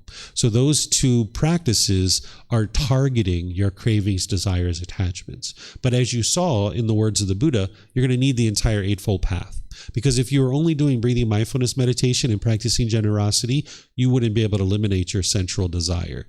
These are the things that are really targeting it, but you need each individual factor of the Eightfold Path. And then you also need to practice mindfulness to guard the mind. The Buddha calls this guarding the doorways to discontentedness. Anytime that you've been discontent in your entire life, there was some contact that came through your six sense spaces, either your eyes, ears, nose, tongue, body, or the mind itself, and it triggered one of your cravings, desires, attachments. It's not the outside world that's causing you to be angry or frustrated or sad or any of these other discontent feelings. It's the central desire inside your mind. And when you're having contact through these doors, it's triggering one of those cravings. And that's where you're either getting pleasant feelings or painful feelings. So you're going to need to guard the mind. You're going to need to watch over the mind with your mindfulness. I'll give you an example of where I didn't do this and then where I did start to do it and actually helped me. So at one time I was working to get rid of coffee because I was attached to coffee. I had craving for coffee and the caffeine and all those kinds of things, that sweet milky flavor of coffee. And I knew like, oh my goodness, I got to get rid of this. So I started to distance myself from it because I used to get these pleasant feelings from the coffee. So I needed to distance myself from it. So I went like a week without drinking a coffee. And then I ended up having one, right? And I was like, oh man, right? But that's part of the process. You're going to do that. So then I went like, after that coffee, I went like 2 weeks without having a coffee. And then I had a coffee. I'm like, oh man, I had a coffee, right? And then I went maybe 3 or 4 or 5 weeks without a coffee. And then I ended up having a coffee. And then I went all the way up to 8 weeks without having a coffee. And I was like, sweet, I got this thing licked, right? I started having all this conceit coming up in the mind. I was like, look at me getting rid of all my attachments, getting all concentrated and focused. I was feeling all good about myself, walking down the street, and I turned the corner and I got this whiff, this odor of the coffee. And I was right in the coffee shop and I was standing in line. There was like 3 or 4 people ahead of me and I was sitting there. I was like, why are you doing this? You've gotten rid of this attachment. You shouldn't need this coffee. Like, what are you doing here? You're going to get headaches. You're going to have difficulties. You're going to have an overactive mind. Like, what are you doing? Like, just leave the coffee shop, will you? And I was just sitting there like talking to myself while I was waiting in line. And the next thing I know, I was in the front of the line. I was like, yep, iced coffee, please. Right? I just ordered my iced coffee, got my iced coffee, sat down at the table, took my few sips, and then about a third of the way down or half of the way down, I was like, I'm done with this. I'm not having a coffee anymore. And I threw it away. And I was like, this is the last time I'm having coffee. And then afterwards, I was like, what happened here? What was going on? Why did this occur? I had this 8 weeks of no coffee. Like, what occurred here? And I was like, I wasn't guarding my doorways. That odor came into my nose and it triggered that craving that was still there and it pulled me into the coffee shop. So now I was like, okay, I need to guard my doorways more closely. So now what I started doing is as I was walking down the street, I would look ahead and see if there was any coffee shops. And if I saw a coffee shop, I would switch to the other side of the street. And then I would walk along the other side of the street and then I would come back to whatever side I needed to be on, right? And I did this for a good 2 or 3 months more until I was confident that I'd eliminated this craving, desire, attachment. Because occasionally I wouldn't see the coffee shop and I would walk past it and I'd be like, whoa, that smells really good. But I'm not going in there, and I would just keep on going straight. And then eventually I got to the point where sometimes students would invite me. They would say, hey, I need to come talk to you. I'd like to spend some time with you. I need some help. Can you meet me somewhere in the city? And I'm like, sure. Where would you like to meet? And they're like, oh, this coffee shop. And I was like, oh, okay, I'll meet you there, right? So I'd go to the coffee shop and I'd be sitting there smelling the odor. The student would come in and say, hey, can I buy you a coffee? And I'm like, oh, that's okay, I'm good. Do they have smoothies? Do they have a water? You know, I can take something like that. And they're like, yeah, I'll get you a bottle of water. Like, all right, here you go, right? So I could sit there and I could smell it all day long and I didn't have any craving for this coffee, right? So there I knew that I had extinguished this craving. But what I needed to do is I needed to guard the doorways, right? So you're going to need to guard your mind, and that's your mindfulness, your awareness of mind, because you're going to experience some contact, and that's what's going to trigger your craving, where you're either going to get pleasant feelings or you're going to get painful feelings. And certain things like this, you can ultimately bring back into your life. Coffee isn't one of those things because the caffeine, as you're training your mind, it's going to get more and more sensitive to that caffeine and it's going to go in this overactive state. But other things that you might be attached to that you might need this same process for, you can actually bring back into your life. But coffee is one of those things that is going to produce heedlessness in your mind. And you may or may not be ready to eliminate your coffee right now, but just know that that's something that you'll need to get to at some point, because that caffeine, you're going to see your mind's going to become more and more sensitive to it, and it's going to take it in this overactive state, and it's never going to be able to develop this lasting and long-term energy. By the time you get to enlightenment, you won't experience exhaustion or tiredness. You'll have sustainable energy all day long, but you'll never get to that if you keep relying on something like coffee to lift your mind up into that excited state, because then it's going to drop back off. So you're going to need to get to the point, if you're currently ingesting caffeine, is to let that go. But that's another topic. I'm explaining to you the central desire. So you're going to need the breathing mindfulness meditation and the generosity. You're going to need the entire Eightfold Path to train the mind to eliminate cravings, desires, attachments. But then you're going to need to guard your doorways to discontentedness. And another example of this on the other side is another way of guarding your doorways. To say that you're talking to a friend or family member, you're hearing contact through the ears. You're seeing them get very angry and upset and bitter and harsh and hostile. You're maybe noticing your anger starting to arise as a bodily sensation. A way to protect your doorways is to walk away. Just walk away from the conversation. No need to say anything to them. Just walk away. Protect your mind. Take it in a different direction. And that would be guarding your doorways. So another way to say this is protect your own contentedness. You need to protect it.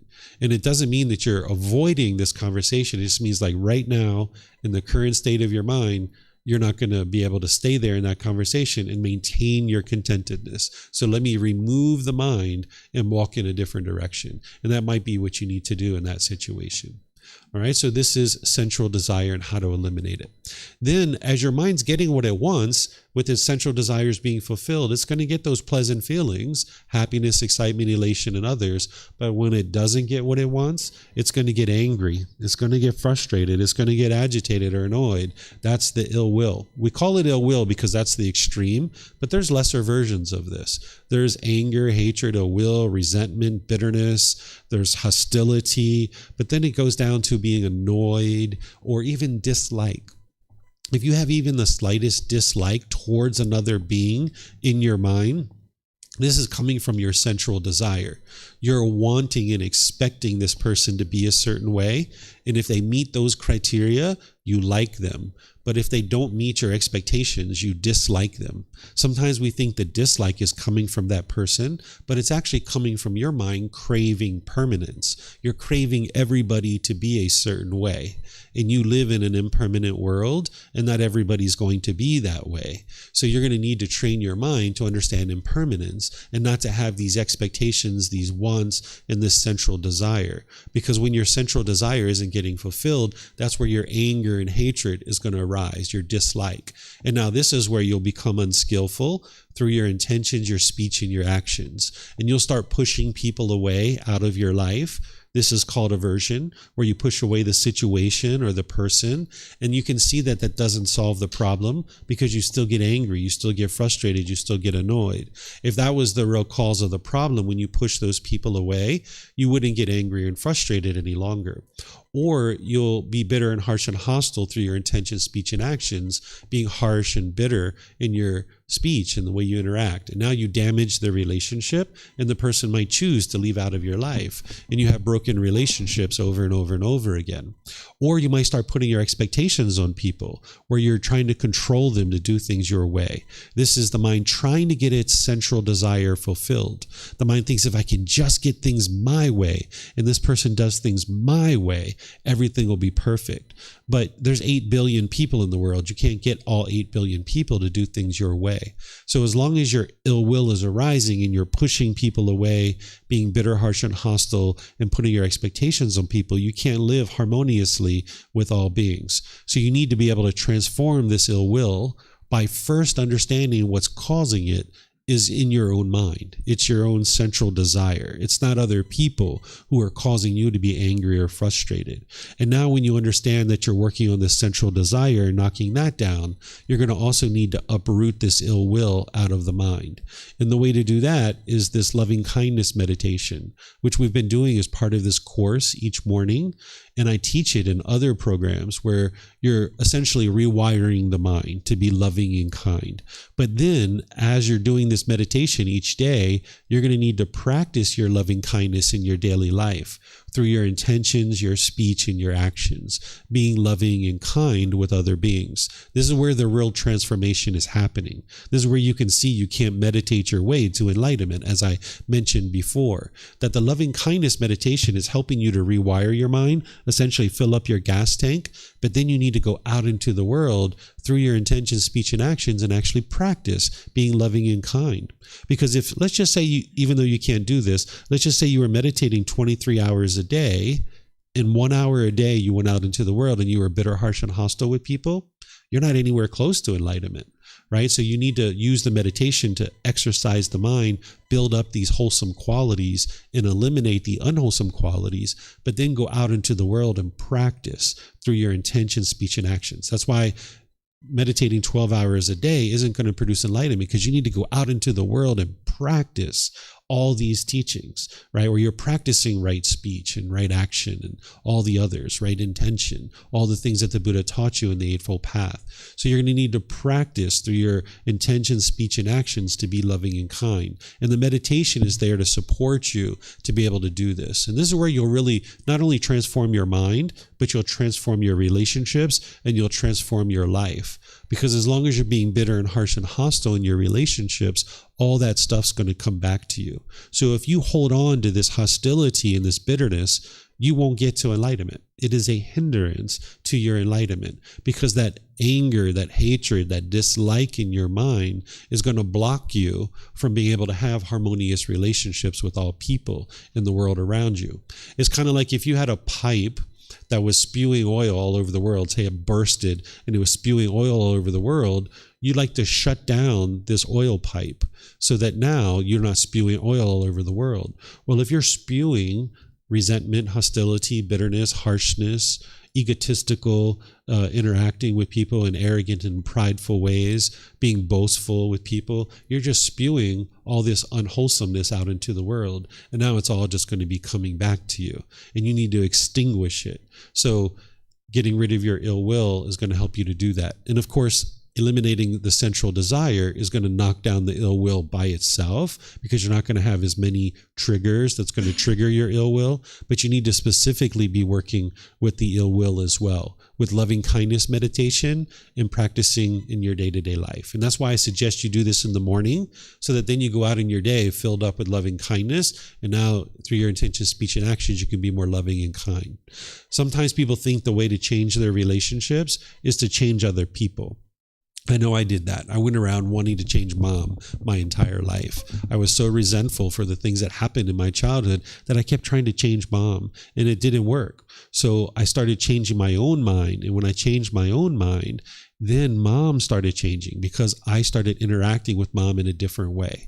As long as I was being bitter and harsh and hostile towards mom, that's what was coming back to me.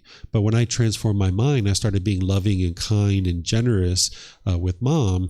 That's what started coming back to me over time, right? So that's how you get rid of this one, is through loving kindness meditation and practicing loving kindness. And this will remove that hindrance to your enlightenment.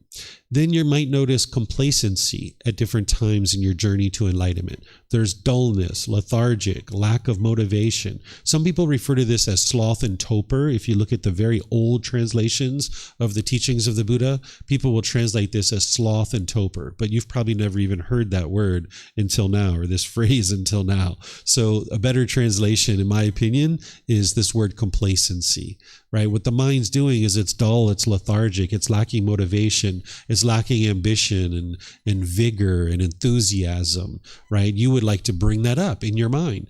But the way that you're used to doing that now is through craving, desire, attachment. You chase after your central desires, and through that chase, your mind feels motivated and having ambition to go get this thing. But when that craving burns out, you're not motivated anymore. Your mind swings all the way to the other side. That's the problem when you allow your mind to keep chasing after these pleasant feelings, is it can only chase until it's exhausted or until that craving burns out. And then once you're exhausted or the craving burns out, you swing all the way to the other side where you're dull and lethargic. Where what you need to be able to learn how to do is pursue things based on wise decision making.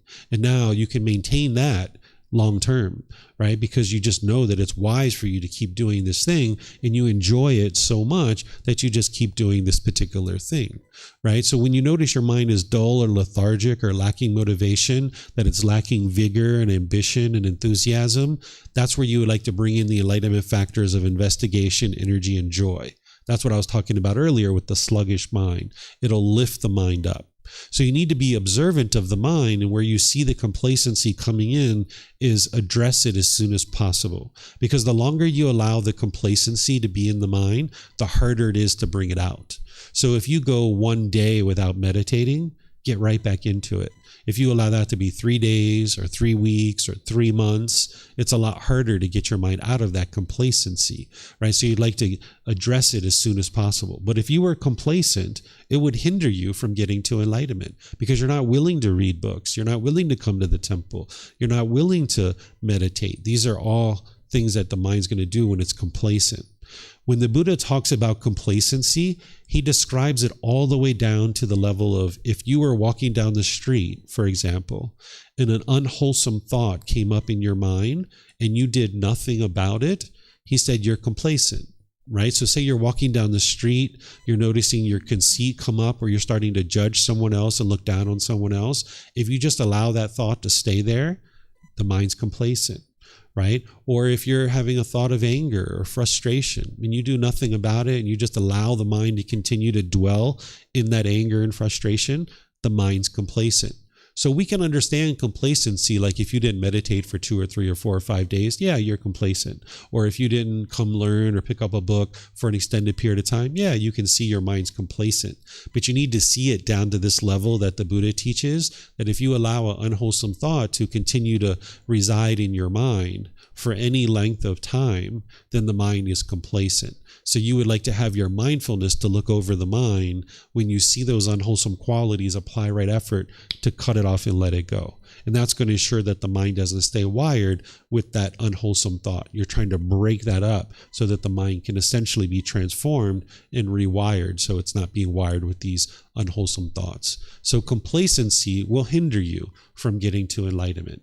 Sometimes people get on this path, they really hear about enlightenment, they're so enthused about it, oh my goodness, my mind can be peaceful permanently, I can be happy permanently, and they might chase it out of craving. But then if that craving burns out, then they'll swing all the way to the other side, and now there'll be complacency.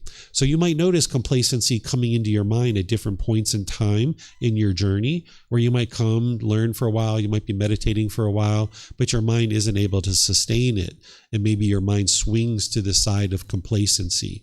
The sooner you spot that, and the sooner that you don't allow the mind to do that, and you now make efforts to meditate and read and come to the temple, you'll be able to maintain your determination, your dedication, and your diligence, because that's what's the opposite of complacency. The determination, the dedication, and diligence. But you would like to do that out of wise decision making, not chasing and chasing and chasing and chasing. Just wise decision making. And you might go through periods of time where you're learning more intensively for 3 months or 6 months or something like that. And then you might kind of step back from the temple, kind of put in place the things that you've learned in your day-to-day life and start practicing what you're learning. And then you might come back and start learning some more. That's normal. That's not complacency, right? That's meaning like, hey, I need to get a bunch of wisdom, a bunch of understanding of the teachings, and now I need to integrate it in my day-to-day life, and I'm out there integrating it into my day-to-day life. And now maybe you do that for several weeks or several months, and then you come back for some more understanding. to build up your practice even more. So your practice is going to ebb and flow, but that doesn't mean that you're complacent, because you're actively working to integrate the teachings into your day-to-day life. So let me know if you guys have questions here before I go to the next two. You guys have any questions on sensual desire, ill will, or complacency?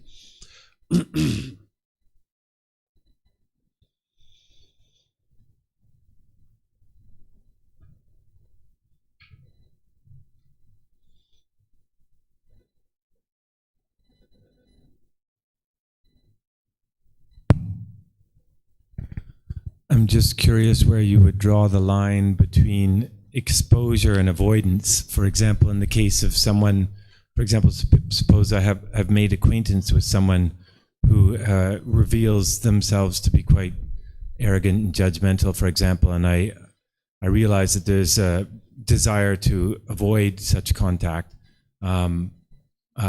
Alternatively, I could just choose to let go of my own ego, I suppose, and just continue having contact with someone who's arrogant and judgmental, versus taking action to just avoiding the contact. Yeah. So regardless, you're going to definitely need to let go of your ego, no matter what. So you're going to need to eliminate that from the mind. That's going to help you in all parts of your life. So definitely keep working on that. If you're around someone who is doing unwholesome things or functioning in wholesome ways, this is where you're going to need to look at the situation in a non-judgmental way, where you're not judging them as being bad or good or anything like this, but instead just kind of observing the decisions that they're making and whether it's impacting you in an unwholesome way, because your choice to associate with people who are doing things that are unwholesome is going to affect you. And if you're working right now and working on eliminating your ego, and that's something that you realize is important and is a real priority, it would be unwise to be around people who do have a lot of ego, because your mind's going to tend to be influenced by that. So you might distance yourself from individuals who have a significant amount of ego or any amount of ego for a period of time as you're working on eliminating your own ego.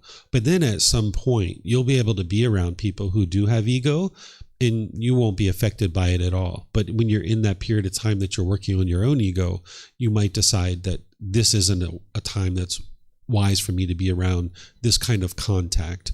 So you're not avoiding it, but instead you're wisely making the choice based on where you are in your own practice that I need to limit or minimize any kind of contact with anybody who has ego. So now you kind of go away from that. But then at some point in the future, you're going to be around people who have ego. It's only a matter of time. But when you're experiencing that, it's important not to judge them in a negative way or negative light. So the Buddha talks about selecting wholesome friends as an important part of the path to enlightenment. But when you're doing that, you need to understand the only people who are 100% wholesome all the time are enlightened beings. And you probably don't have too many enlightened beings that you know of. So if you are only associating with enlightened beings, you're not going to have very many friends or associates. So you need to be able to look at what's happening in these relationships and decide whether or not it would be wise for you. So like if somebody's lying and stealing and taking substances that cause heedlessness, very significant things like this, it's going to impact you if you continue to associate with these people. But if they're just kind of a little bit harsh here and there, a little rough around the corners, a little bit of ego here and there, but your mind is unaffected by it, there's no harm in you being friends with this person. And you just know that in situations that you're making decisions about, that you would like to just maybe minimize or limit your contact in certain situations. So like if you had someone that regularly lies in your life, but you've been friends for a really long time, but you know that they tend to lie,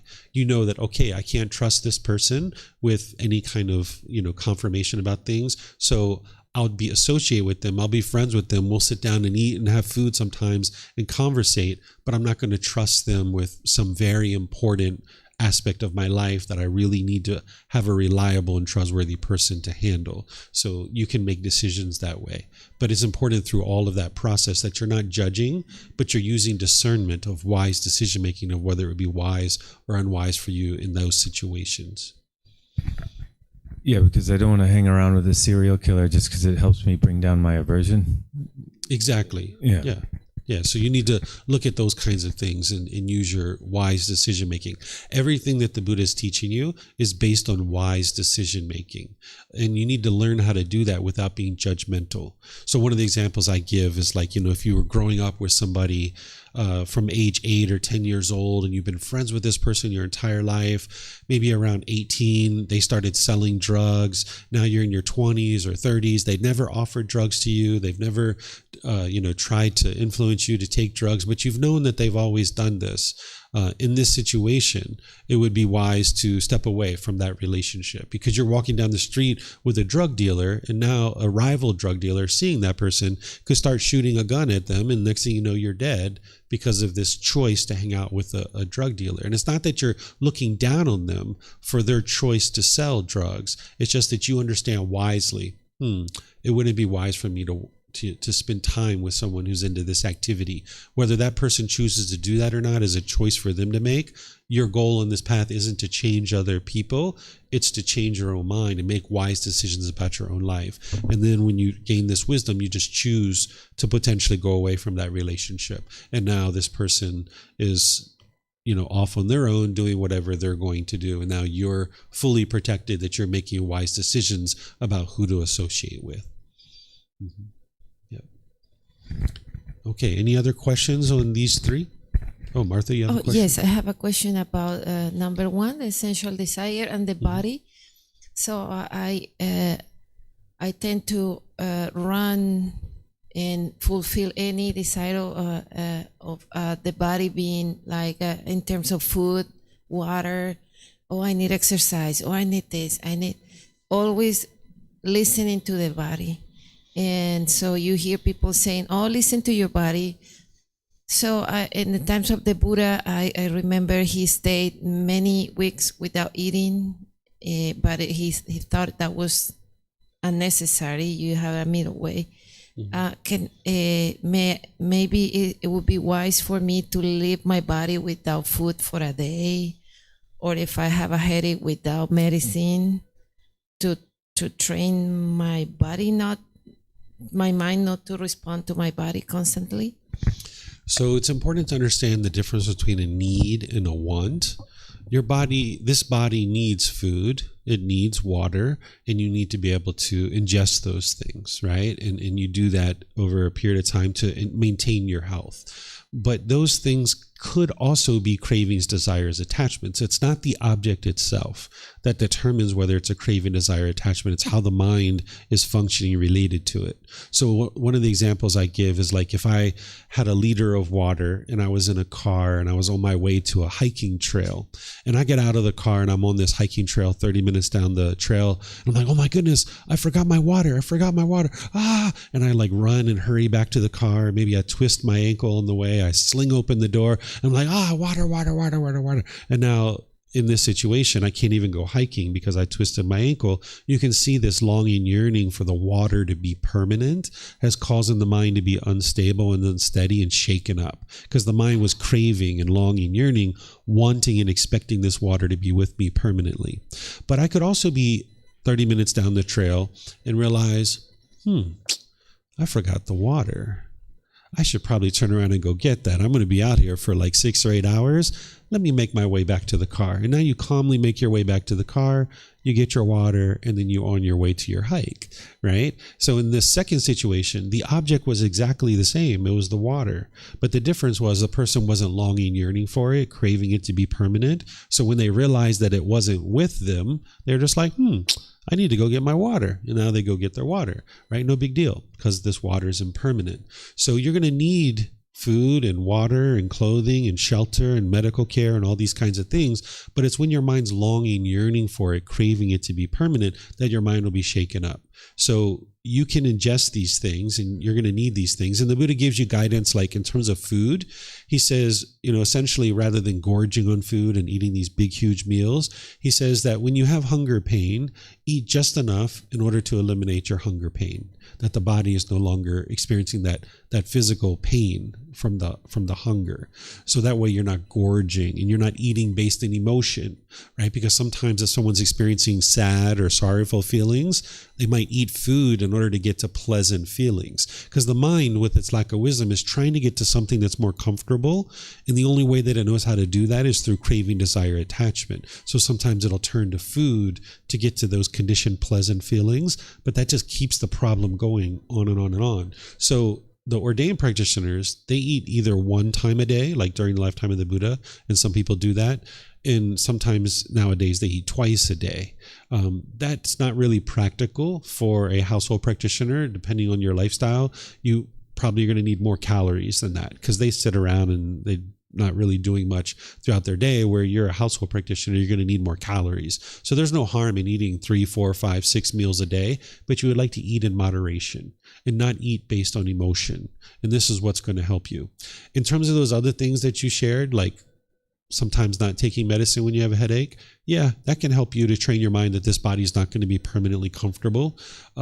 Going longer periods of time between meals occasionally can help the body to get adjusted to, yeah, you're not always going to be able to be comfortable. It's going to help the mind to understand that this body is impermanent. So you can do that from time to time, but don't feel like you have to do it, for an elongated period of time. It's just occasionally that you can do this to teach the mind that, hey, this body is impermanent and it's not going to always be comfortable. One of the things that I did is I trained my mind to not sleep with air conditioner sometimes, because I knew that air conditioning is impermanent, and I know that I really like sleeping with air conditioning and the fan on and stuff like this, but I knew I wouldn't always have that. So there was different periods of when I was training my mind that I didn't sleep with the air conditioner for like a week or two, training my mind that this isn't permanent. And it's really wonderful that I did, because last year when I was invited to Mexico to teach, I was there for 3 weeks. And I was only in air conditioning 2 days out of the three weeks that I was there. So I could sleep just fine without the air conditioning, because I had already trained my mind to do that. So that's what you would like to be able to do, because your mind can get attached to any number of things. If you're used to sleeping with a fan on, like the sound of the fan, it can help. The mind's attached to it, so it's falling asleep easy. And now when you sleep without a fan, you have difficulty sleeping. So the mind is such a master at getting attached and clinging to so many different things. You're going to have to expose your mind to all these different things and introduce a whole bunch of impermanence into your life and train the mind to not crave permanence. One of the things that I teach students, and I see some of you guys have already learned it from me, is to not sit in the same spot when you come here every single day, because that's what the mind's going to want you to do, is sit in the exact same spot, and now you only feel comfortable sitting in that particular spot. So moving around in different locations, not allowing your mind to get that permanence. So if you've been sitting in the same spot every single day, you might decide, start moving around, and don't give your mind that permanence that it's craving and that it's holding on to. So where you see your mind doing similar things over and over and over again, introduce some impermanence. Maybe you buy the same brand of toothpaste every single time. Switch it up sometimes. Or your same deodorant. Switch it up sometimes.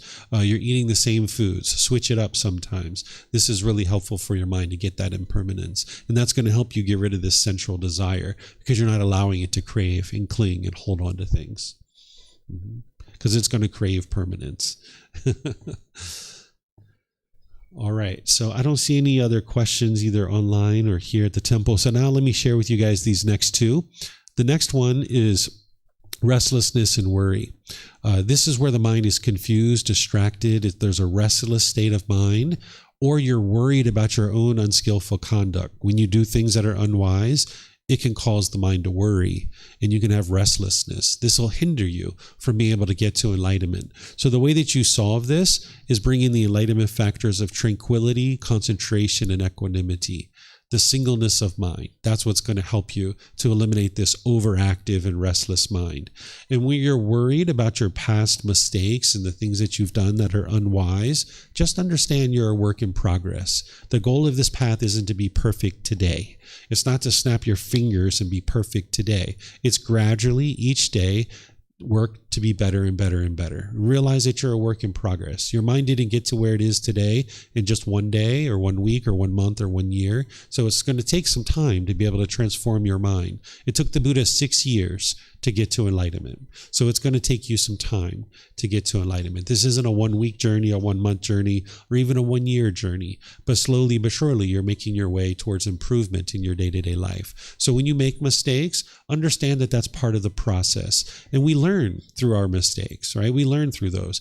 If your goal is to cultivate wisdom, then anytime you're cultivating wisdom, that's success. So don't allow yourself to think that you're a failure just because you've given in, right? If I would have gave into that first coffee after 1 week and I would have been like, I'm such a failure, I can't get rid of this coffee, then your mind's going to become complacent. You're going to go away from the path to enlightenment. But I was like, no, great. I went 1 week. Sweet. This is nice. Let me see if I can get to 2 weeks now.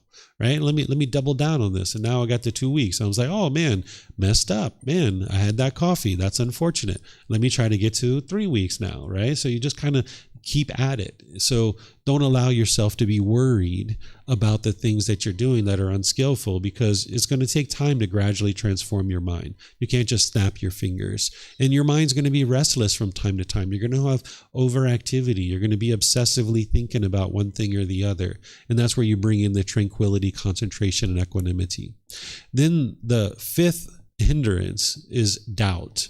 What doubt is where you doubt the teachings of the Buddha and the ability of them to attain enlightenment. And you most likely have doubt right now, depending on where you are in your journey to enlightenment. Doubt is very normal. It's a normal thing, but it will hinder someone from getting to enlightenment, where they will doubt the Buddha, they will doubt the teachings, they will doubt the community that they're part of, thinking that this community can't necessarily help them. They might doubt their teacher and their teacher's ability to help you get to enlightenment, or you might doubt your own ability to get to enlightenment. You might think that you're not capable of getting to enlightenment. Maybe that enlightenment is for other people. It's not for me, right?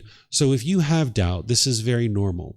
But the way that you get past your doubt is through investigation of the teachings, through learning and investigating and examining the teachings, through reflecting on them to independently verify them, and through practicing them, integrating them into your day-to-day life. Because as you're starting to see the transformation to your mind, and your mind's becoming more peaceful and more joyful, and your life is becoming more and more peaceful and joyful, you'll know that it's these teachings that are doing the work to help you. So you don't get rid of your doubt through blind belief or faith or anything like this. There's none of that kind of stuff in the teachings of the Buddha. You investigate and examine the teachings. You then reflect on them to verify if they're true or false. And then you practice integrating the teachings into your life. And as you're reducing these pollutions out of your mind, you'll see your mind's becoming more peaceful and more joyful. Because there's certain situations that you get angry, you get frustrated, you get agitated, and you probably try to avoid those situations, but sometimes you can't avoid them, right? And they're still happening, right? But as you're learning and practicing these teachings and your mind's becoming more trained, you're going to still experience some of those situations. And you're going to be like, whoa, I'm experiencing this thing very differently than I used to. Right? And now you're going to see that your mind's quite peaceful and quite joyful. My wife asks me for help with computers. And she tends to not know how to use computers. In fact, she calls herself a dinosaur. She has like this big thick book where she writes down all of her passwords, and like she has her banking one and all her different ones. And sometimes she'll ask me for help. She'll say, hey, can you help me with this thing? And I'm like, all right, sure. I was like, here, you need to log into this website. And she's like, oh, hold on, I need to go get my book. Right? And she goes and gets this book, and she's flipping through all the pages and trying to figure out what her password was. And in the past, I'd be like, man, will you just come on? Like, I want to get this done. Come on, right? I'd be so angry and so frustrated. So I used to do that all the time, where now it's just like, oh, you want to get your password? Okay, go ahead. I'll wait. Right? So when you have craving, desire, attachment, when you have sensual desire in your mind, you're going to be discontent. But when you're starting to practice these teachings and you're training your mind more and more, you'll experience these same situations, but you're experiencing it differently. Your mind's quite calm. Your mind's quite joyful. It's like, all right, you would like to get your password? Go ahead. I'll be here. I'll wait for you. right? And now she goes and gets it and comes back, where before I used to be so angry and so frustrated. So you'll get to a point where you have no doubt that these teachings are working. You won't be enlightened by the time you eliminate your doubt, but you will get to the point where you know that these teachings are surely working to be able to help you get to enlightenment. So you're going to need to learn, examine, and investigate the teachings. You can actually turn this doubt into a positive thing. The way that you do that is right now, if you have doubt, admit it to yourself. Yeah, I have doubt. I don't know whether these teachings of the Buddha lead to enlightenment or not. And now harness that doubt. Turn it into an inquisitive mind where you're like, yeah, I don't know if these teachings work or not. Let me figure this out. Let me read the books. Let me come to the classes. Let me talk to the teacher. Let me do some meditation. Let me dig into this stuff and see if it actually works or not. And that's how you actually eliminate your doubt. So one of the things that the Buddha taught is when people doubted his teachings, he would say, come and examine them. He would say, come, examine my teachings. He wouldn't say, oh, just believe me, just blind faith or just blind belief. That's not what he did. He would say, come investigate them. Here they are. You can come see them for yourself. Because he was confident in the quality of his own mind and what he was experiencing. And he knew that what he was teaching would absolutely lead to enlightenment.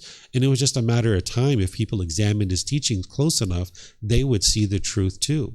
So he would invite people to come examine his teachings. He would say, come investigate my teachings, come and examine them. And then that's how you eliminate your doubt. So if you have doubt right now, it's normal. Investigate the teachings. That's how you'll overcome it. Because as you're making progress on the path and you're seeing the condition of your mind and your life improving, you'll get to the point where you have confidence in the Buddha. You'll know this individual lived because you'll see his teachings and you'll see them everywhere around you.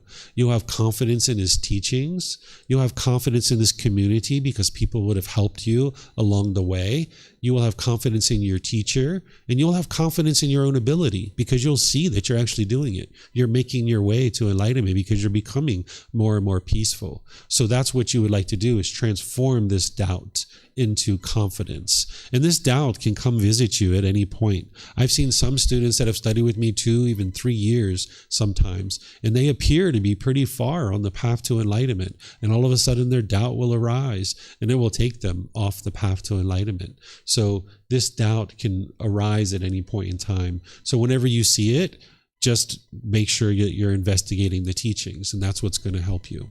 Now, these are the 5 hindrances, and these are the 5 things that are going to hinder you from enlightenment: sensual desire, ill will, complacency, restlessness and worry, and doubt.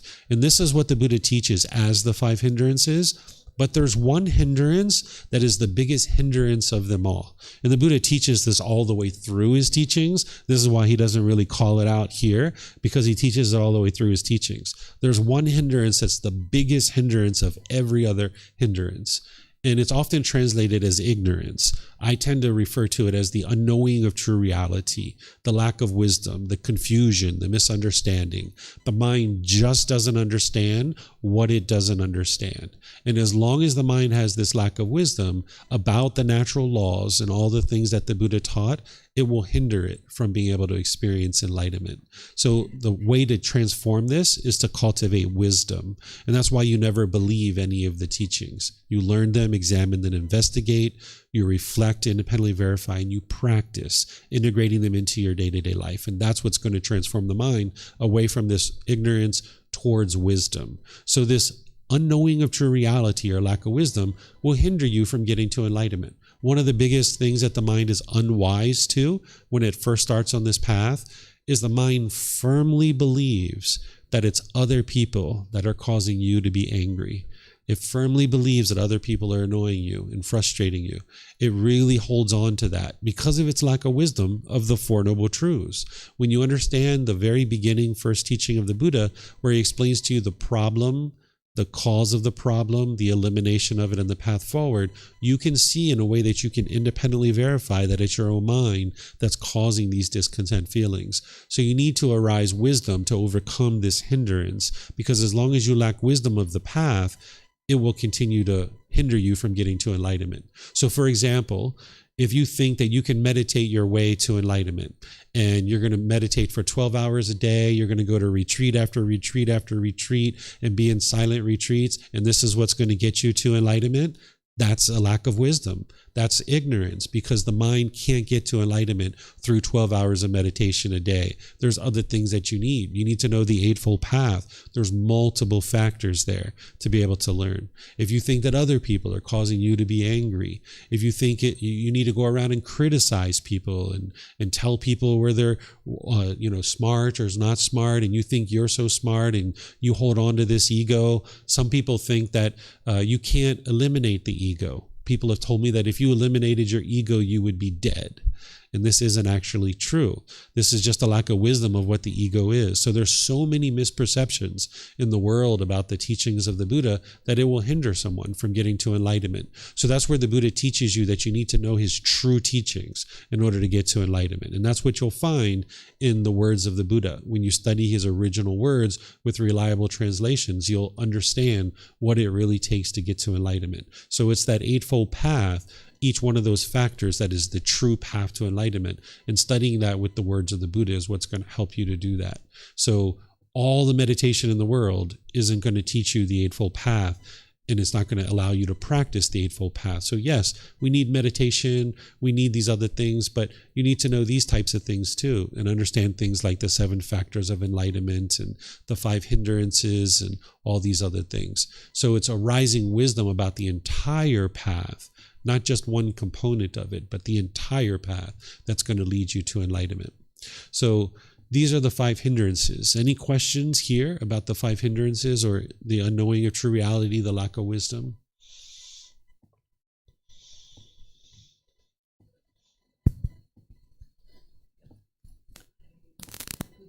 Help to frame something that I'm experiencing as worry.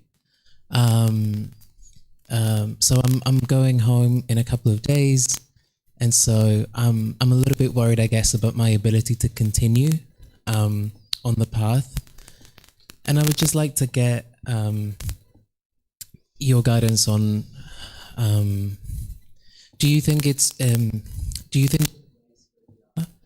can affect, our ability to stay on the path? Or do you think that's just the mind coming up with excuses, or sort of trying to keep us away from it in a way? Because I think, like, I do notice from experience, though, I can say that I do notice a huge difference. For example, when I'm in a place like this, I find it very beneficial coming to the temple, being in a place where everybody is trying actively, right, to get on the path, as opposed to a place where none of this language is even common. Or I find for sometimes work, the work environment very stressful, and going in an opposite direction sometimes, right, to these values. So how do I frame this? Is my mind trying to create obstacles for my, in terms of getting to enlightenment? Or does the place that we're in, are some places more conducive than others? The answer is yes. There are some places that are more conducive to helping you grow and develop on the path than others. In each person, that's going to be unique to that individual. The more people you have around you that are practicing the teachings, the more that you'll be able to assimilate those teachings, because you'll see more examples of them around you. But that's not to say you couldn't make progress somewhere else. Because I've had some students that they've never met me before. They've only ever learned online, and they've been doing that for several years. And they're probably in the stages of enlightenment by now, based on what I'm observing with the quality of their mind and their life. And they've never been here ever, right? So you can learn and grow from being in other places, but there are places that are more conducive than others. And the Buddha gives a teaching on this. And I think you might have heard this earlier in the week. I might have shared it, or I can't remember. I've shared it recently. But basically, the Buddha gives these 4 scenarios. He said, if you're in a place where you can't get the basic necessities to survive, like food, water, clothing, shelter, and medical care, and you can't train your mind and develop your mind, he says you should leave that place immediately. because basically, you can't sustain your life and you can't train your mind. Get out of there, right? And then he says, you might be in a place where you can get the basic necessities to sustain your life, but you can't train your mind. He says, leave that place in your next earliest convenience. Right? And then he says, if there's a place where you can't really get the basic necessities to sustain life very well, but you can train your mind, he says you can stay at this place for a while. Right? And then he says, if you can find a place where you can easily obtain the basic necessities for life and you can train your mind, that you could stay at this place until the end of life, as long as life lives. So essentially what he's doing is he's prioritizing the development of your mind. So you're going to need to look in this kinds of ways that you are in different places in the world and see what meets that criteria for you, where you can easily get the things that you need and you can train your mind as well. That would be the ideal place to live. Right now, you might be at a place where you're easily able to get the things that you need, but maybe you're not training your mind so much. So you need to look at that, and maybe you need to change some things about that environment. Maybe you need to log in to the live stream or watch recordings. You need to be more determined and diligent and things like this. Or maybe it is going to need a physical change of where you live, and that may or may not be something you can do today, but it might be something that you gradually work towards. So you'll need to look at that and decide for yourself, because what you're essentially doing on the path to enlightenment, among everything else, is you're making decisions. Where is this being going to live in this world? Where are you going to reside? Where is the best place for you? Are you going to have a partner or not? I already know the answer to this next question, but are you going to have children or not? Right? I already know, but you know that too, right? So you're going to make all these different decisions along the way about what are you going to do in this life? Where are you going to work? What is your livelihood? You're making all these decisions that you get to the point where the Buddha says, by the time you get to enlightenment, there's no more coming and going. Where you're kind of at a place and you're like, this is fun, but I want to be over there. And then you go over there and you're like, this is fun, but I want to be over there. And this is fun, but I want to be over there. The mind's always coming and going. It's never content and satisfied with where it's at. So by the time you find this place that you're going to reside, you'll be completely content there. It doesn't mean you won't ever travel, because you will probably, but you're completely content where you're at. And then when you go somewhere else, you're completely content there too. So that takes time to figure all that out, because the central desire is in there pulling you in all these different directions. And you need to be able to knock that down to get to the point where it's like, this is the place where I'm going to be. And for me, that's Thailand and that's Chiang Mai. And I know this is where I'll live for the rest of my life, but I still travel different places for sharing these teachings, but this is the place for me. But everybody needs to find it for themselves, because not everybody's going to consider Chiang Mai to be that place for them. So if you can follow those criteria that the Buddha shared, that's what will guide you to finding that. Mm-hmm. And the more people you have that are practicing, the better. It does help. But nowadays with the international community, sometimes what I notice is people sometimes come into Zoom early and they talk and have conversations and build relationships with other members of the community. So even though they might be living in a different city, they feel like they are around people. Even online, they can get a sense of the class and being around the community. Mm-hmm. You have a question, ma'am? Mm-hmm. Question is somehow resonant with that gentleman, but I'm thinking more about the history and the future of Buddhism. So, like for me, the teaching of Buddha seems to be primarily inward oriented, which may trigger concerns about the consistency and sustainability. Because we live in a world filled with external hindrances that often pull us away from the path. For example, politically, nationalism and collective identity often reinforce personal existence view, and economically, capitalism drives the constant pursuit of things we don't truly need. And religiously, competing belief systems often lead to conflict rather than mutual understanding. Educationally, the systems tend to prioritize productivity and achievement over inner growth and self-inquiry. So looking at the past, Buddhism has existed for thousands of years, and there might be powerful figures who are practicing the teaching of Buddhism and who can shape the society. So if the aim of Buddhism is to end suffering and cultivate enlightenment, why hasn't its long-standing presence contributed more visibly to shaping societies that are more aligned with these values? Okay, so all the hindrances that an individual has to enlightenment are all inside their own mind. If you notice here, none of this stuff is external, right? Sensual desire is inside the mind. The ill will is inside the mind. Complacency is inside the mind. Restlessness and worry is in the mind, and so is doubt. There's nothing external that's going to hinder you. So you mentioned materialism and people that are into materialism. Yeah, other people might be into that. That's part of the central desire, but you can train your mind not to do that. Sure, there's a lot of political strife in the world and a lot of people get wrapped up into that, but you can choose not to do that. So it's not about the outside world. The teachings of the Buddha aren't about changing the outside world. The teachings of the Buddha are about changing the inner world, your own mind. And the reason why we don't see massive numbers of enlightened beings in the world, because that's what you're essentially talking about, is because from 2,500 years ago, from the death of the Buddha, during that time frame, there were countless people who got to enlightenment because there was a Buddha in the world, and there's going to be lots of people who get to enlightenment when a Buddha is around. And then for 500 years after his death, there was also lots of people getting to enlightenment because his teachings were very bright and very vibrant, very much shining in the world. But over a course of time, the teachings gradually degraded and gradually declined. The Buddha predicted this during his lifetime. He talked about 500-year cycles that the world would go through. The first 500 years, he talked about how people would be very strong in their union. Essentially, people would be getting to enlightenment quite a lot. He talked about the second 500 years, people would be strong in meditation.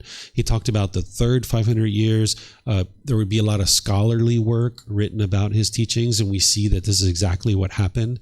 He said the fourth 500 years, people would be very strong in generosity and giving in order to support his teachings. And that's what we see because all these temples were pretty much built during that time frame. People were donating land and massive amounts of resources to be able to support his teachings. The last 500 years, which we just ended in the year 2017, he said people would be utterly confused about what he taught, that they would be arguing and fighting. There'd be one, ordained practitioners would be fighting amongst themselves, household practitioners would be fighting amongst themselves, and people would be utterly confused about what it is that he taught. And then he talks about this new Buddha that would arise and that would restore his teachings back into the world in order to help all of humanity to understand his teachings and be able to get to enlightenment. So the reason why we don't see the Buddhist teachings all throughout the world vibrantly shining in the world and lots of people getting to enlightenment is because of impermanence, the universal truth of impermanence, that things are constantly changing. During the lifetime of the Buddha, the teachings were shining really bright, but just like he predicted, they gradually declined over time. So while there's 500 million people in the world that considers what they're doing to be Buddhist, very small amount of those are actually practicing the true teachings. So when we see that people are saying, oh, Buddhism isn't contributing to continuous growth and prosperous communities, and humanity isn't becoming a warmer and better and kinder and gentler place, well, that's because people aren't practicing Buddhism. People aren't practicing what the Buddha taught. Out of 500 million people, there's a very, very, very small percentage of them that are actually studying with the original words of the Buddha. And that's why I emphasize what the Buddha taught and share all these resources at no cost so that more and more people can learn his teachings. Because if you learn the true teachings and what actually works, you'll be able to see that it actually works. And you can see that here in Chiang Mai because out of everywhere in the world, I would say that Thailand is practicing the teachings the closest. And out of Thailand, I would say that it's Chiang Mai. The people here tend to be practicing the teachings the closest. And that's not to say that everyone in Chiang Mai is enlightened, but they're practicing them the closest. And this is why you see quite a lot of peacefulness here in this city, that people are very warm and loving and kind, generous and friendly and respectful. And of course, you're going to have the occasional person who's not that here in Chiang Mai. But by and large, this is what you see. And this is one of the reasons why people enjoy coming here so much, because these people are practicing the teachings closely. But all these other places that you see around the world, they're not practicing the teachings very closely. Like I think you're probably originally from China, yeah?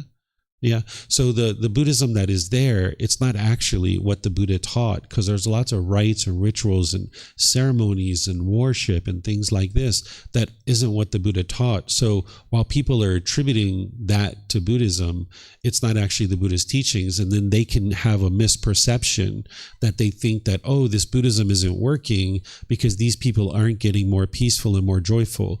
But that's because those people aren't actually practicing Buddhism. They're not practicing what the Buddha actually taught. So if you get in touch with what the Buddha actually taught, you'll be able to see that it works. But then for everybody else in the world to choose to be able to see that, they need to do that on a case-by-case basis. The Buddha's teachings don't get pushed into the world. Instead, people need to pull it into their life. And that's a very slow process of people choosing to do that. But if more and more people learn his actual teachings, we'll see the world will become like heaven on earth, essentially. If the entire world was working to get to enlightenment, we would see a lot of people doing this inner work, growing and developing and becoming a more and more peaceful place. And some of those things you mentioned and some of the things you didn't mention wouldn't actually exist. Things like war, things like racism, things like, famine and child abuse and rapes and murders, all this stuff would go away. Climate pollution and things like this, corporations that are maybe functioning through greed, all that stuff would go away the more and more people that practice these teachings. But right now, there's such a small percentage of the population that are practicing them. That's why we see so many problems in the world and so many difficulties. But my goal is for people to be able to learn the Buddhist teachings more and more. And I can only do that based on the people who choose to show up. So as people show up and choose to learn, then I will teach them. And over the years of me teaching, I imagine more and more people will be learning because it keeps growing and growing all the time. But still, with just one person teaching, you can only help so many people in one lifetime. But if we do the work that we need to do during this lifetime to learn and practice the teachings individually, now in long into the future, more and more people will be able to learn these teachings, and you'll see more and more transformation within your own life and within the world as well.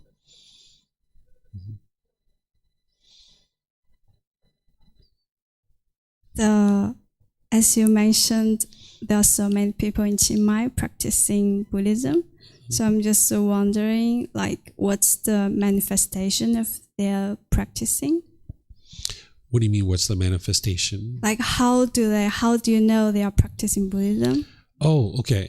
So if you understand the path to enlightenment and you understand the teachings of the Buddha, you can see very clearly when someone is practicing the teachings and when someone isn't practicing the teachings. You can see the warmth, the love, the kindness, the generosity, the respect, the politeness, the friendliness. You can see in the way that you interact with people. And if you live here or you spend time here and you understand the teachings, you'll be able to see so many people being loving and kind and warm and gentle. So for example, just give you one example.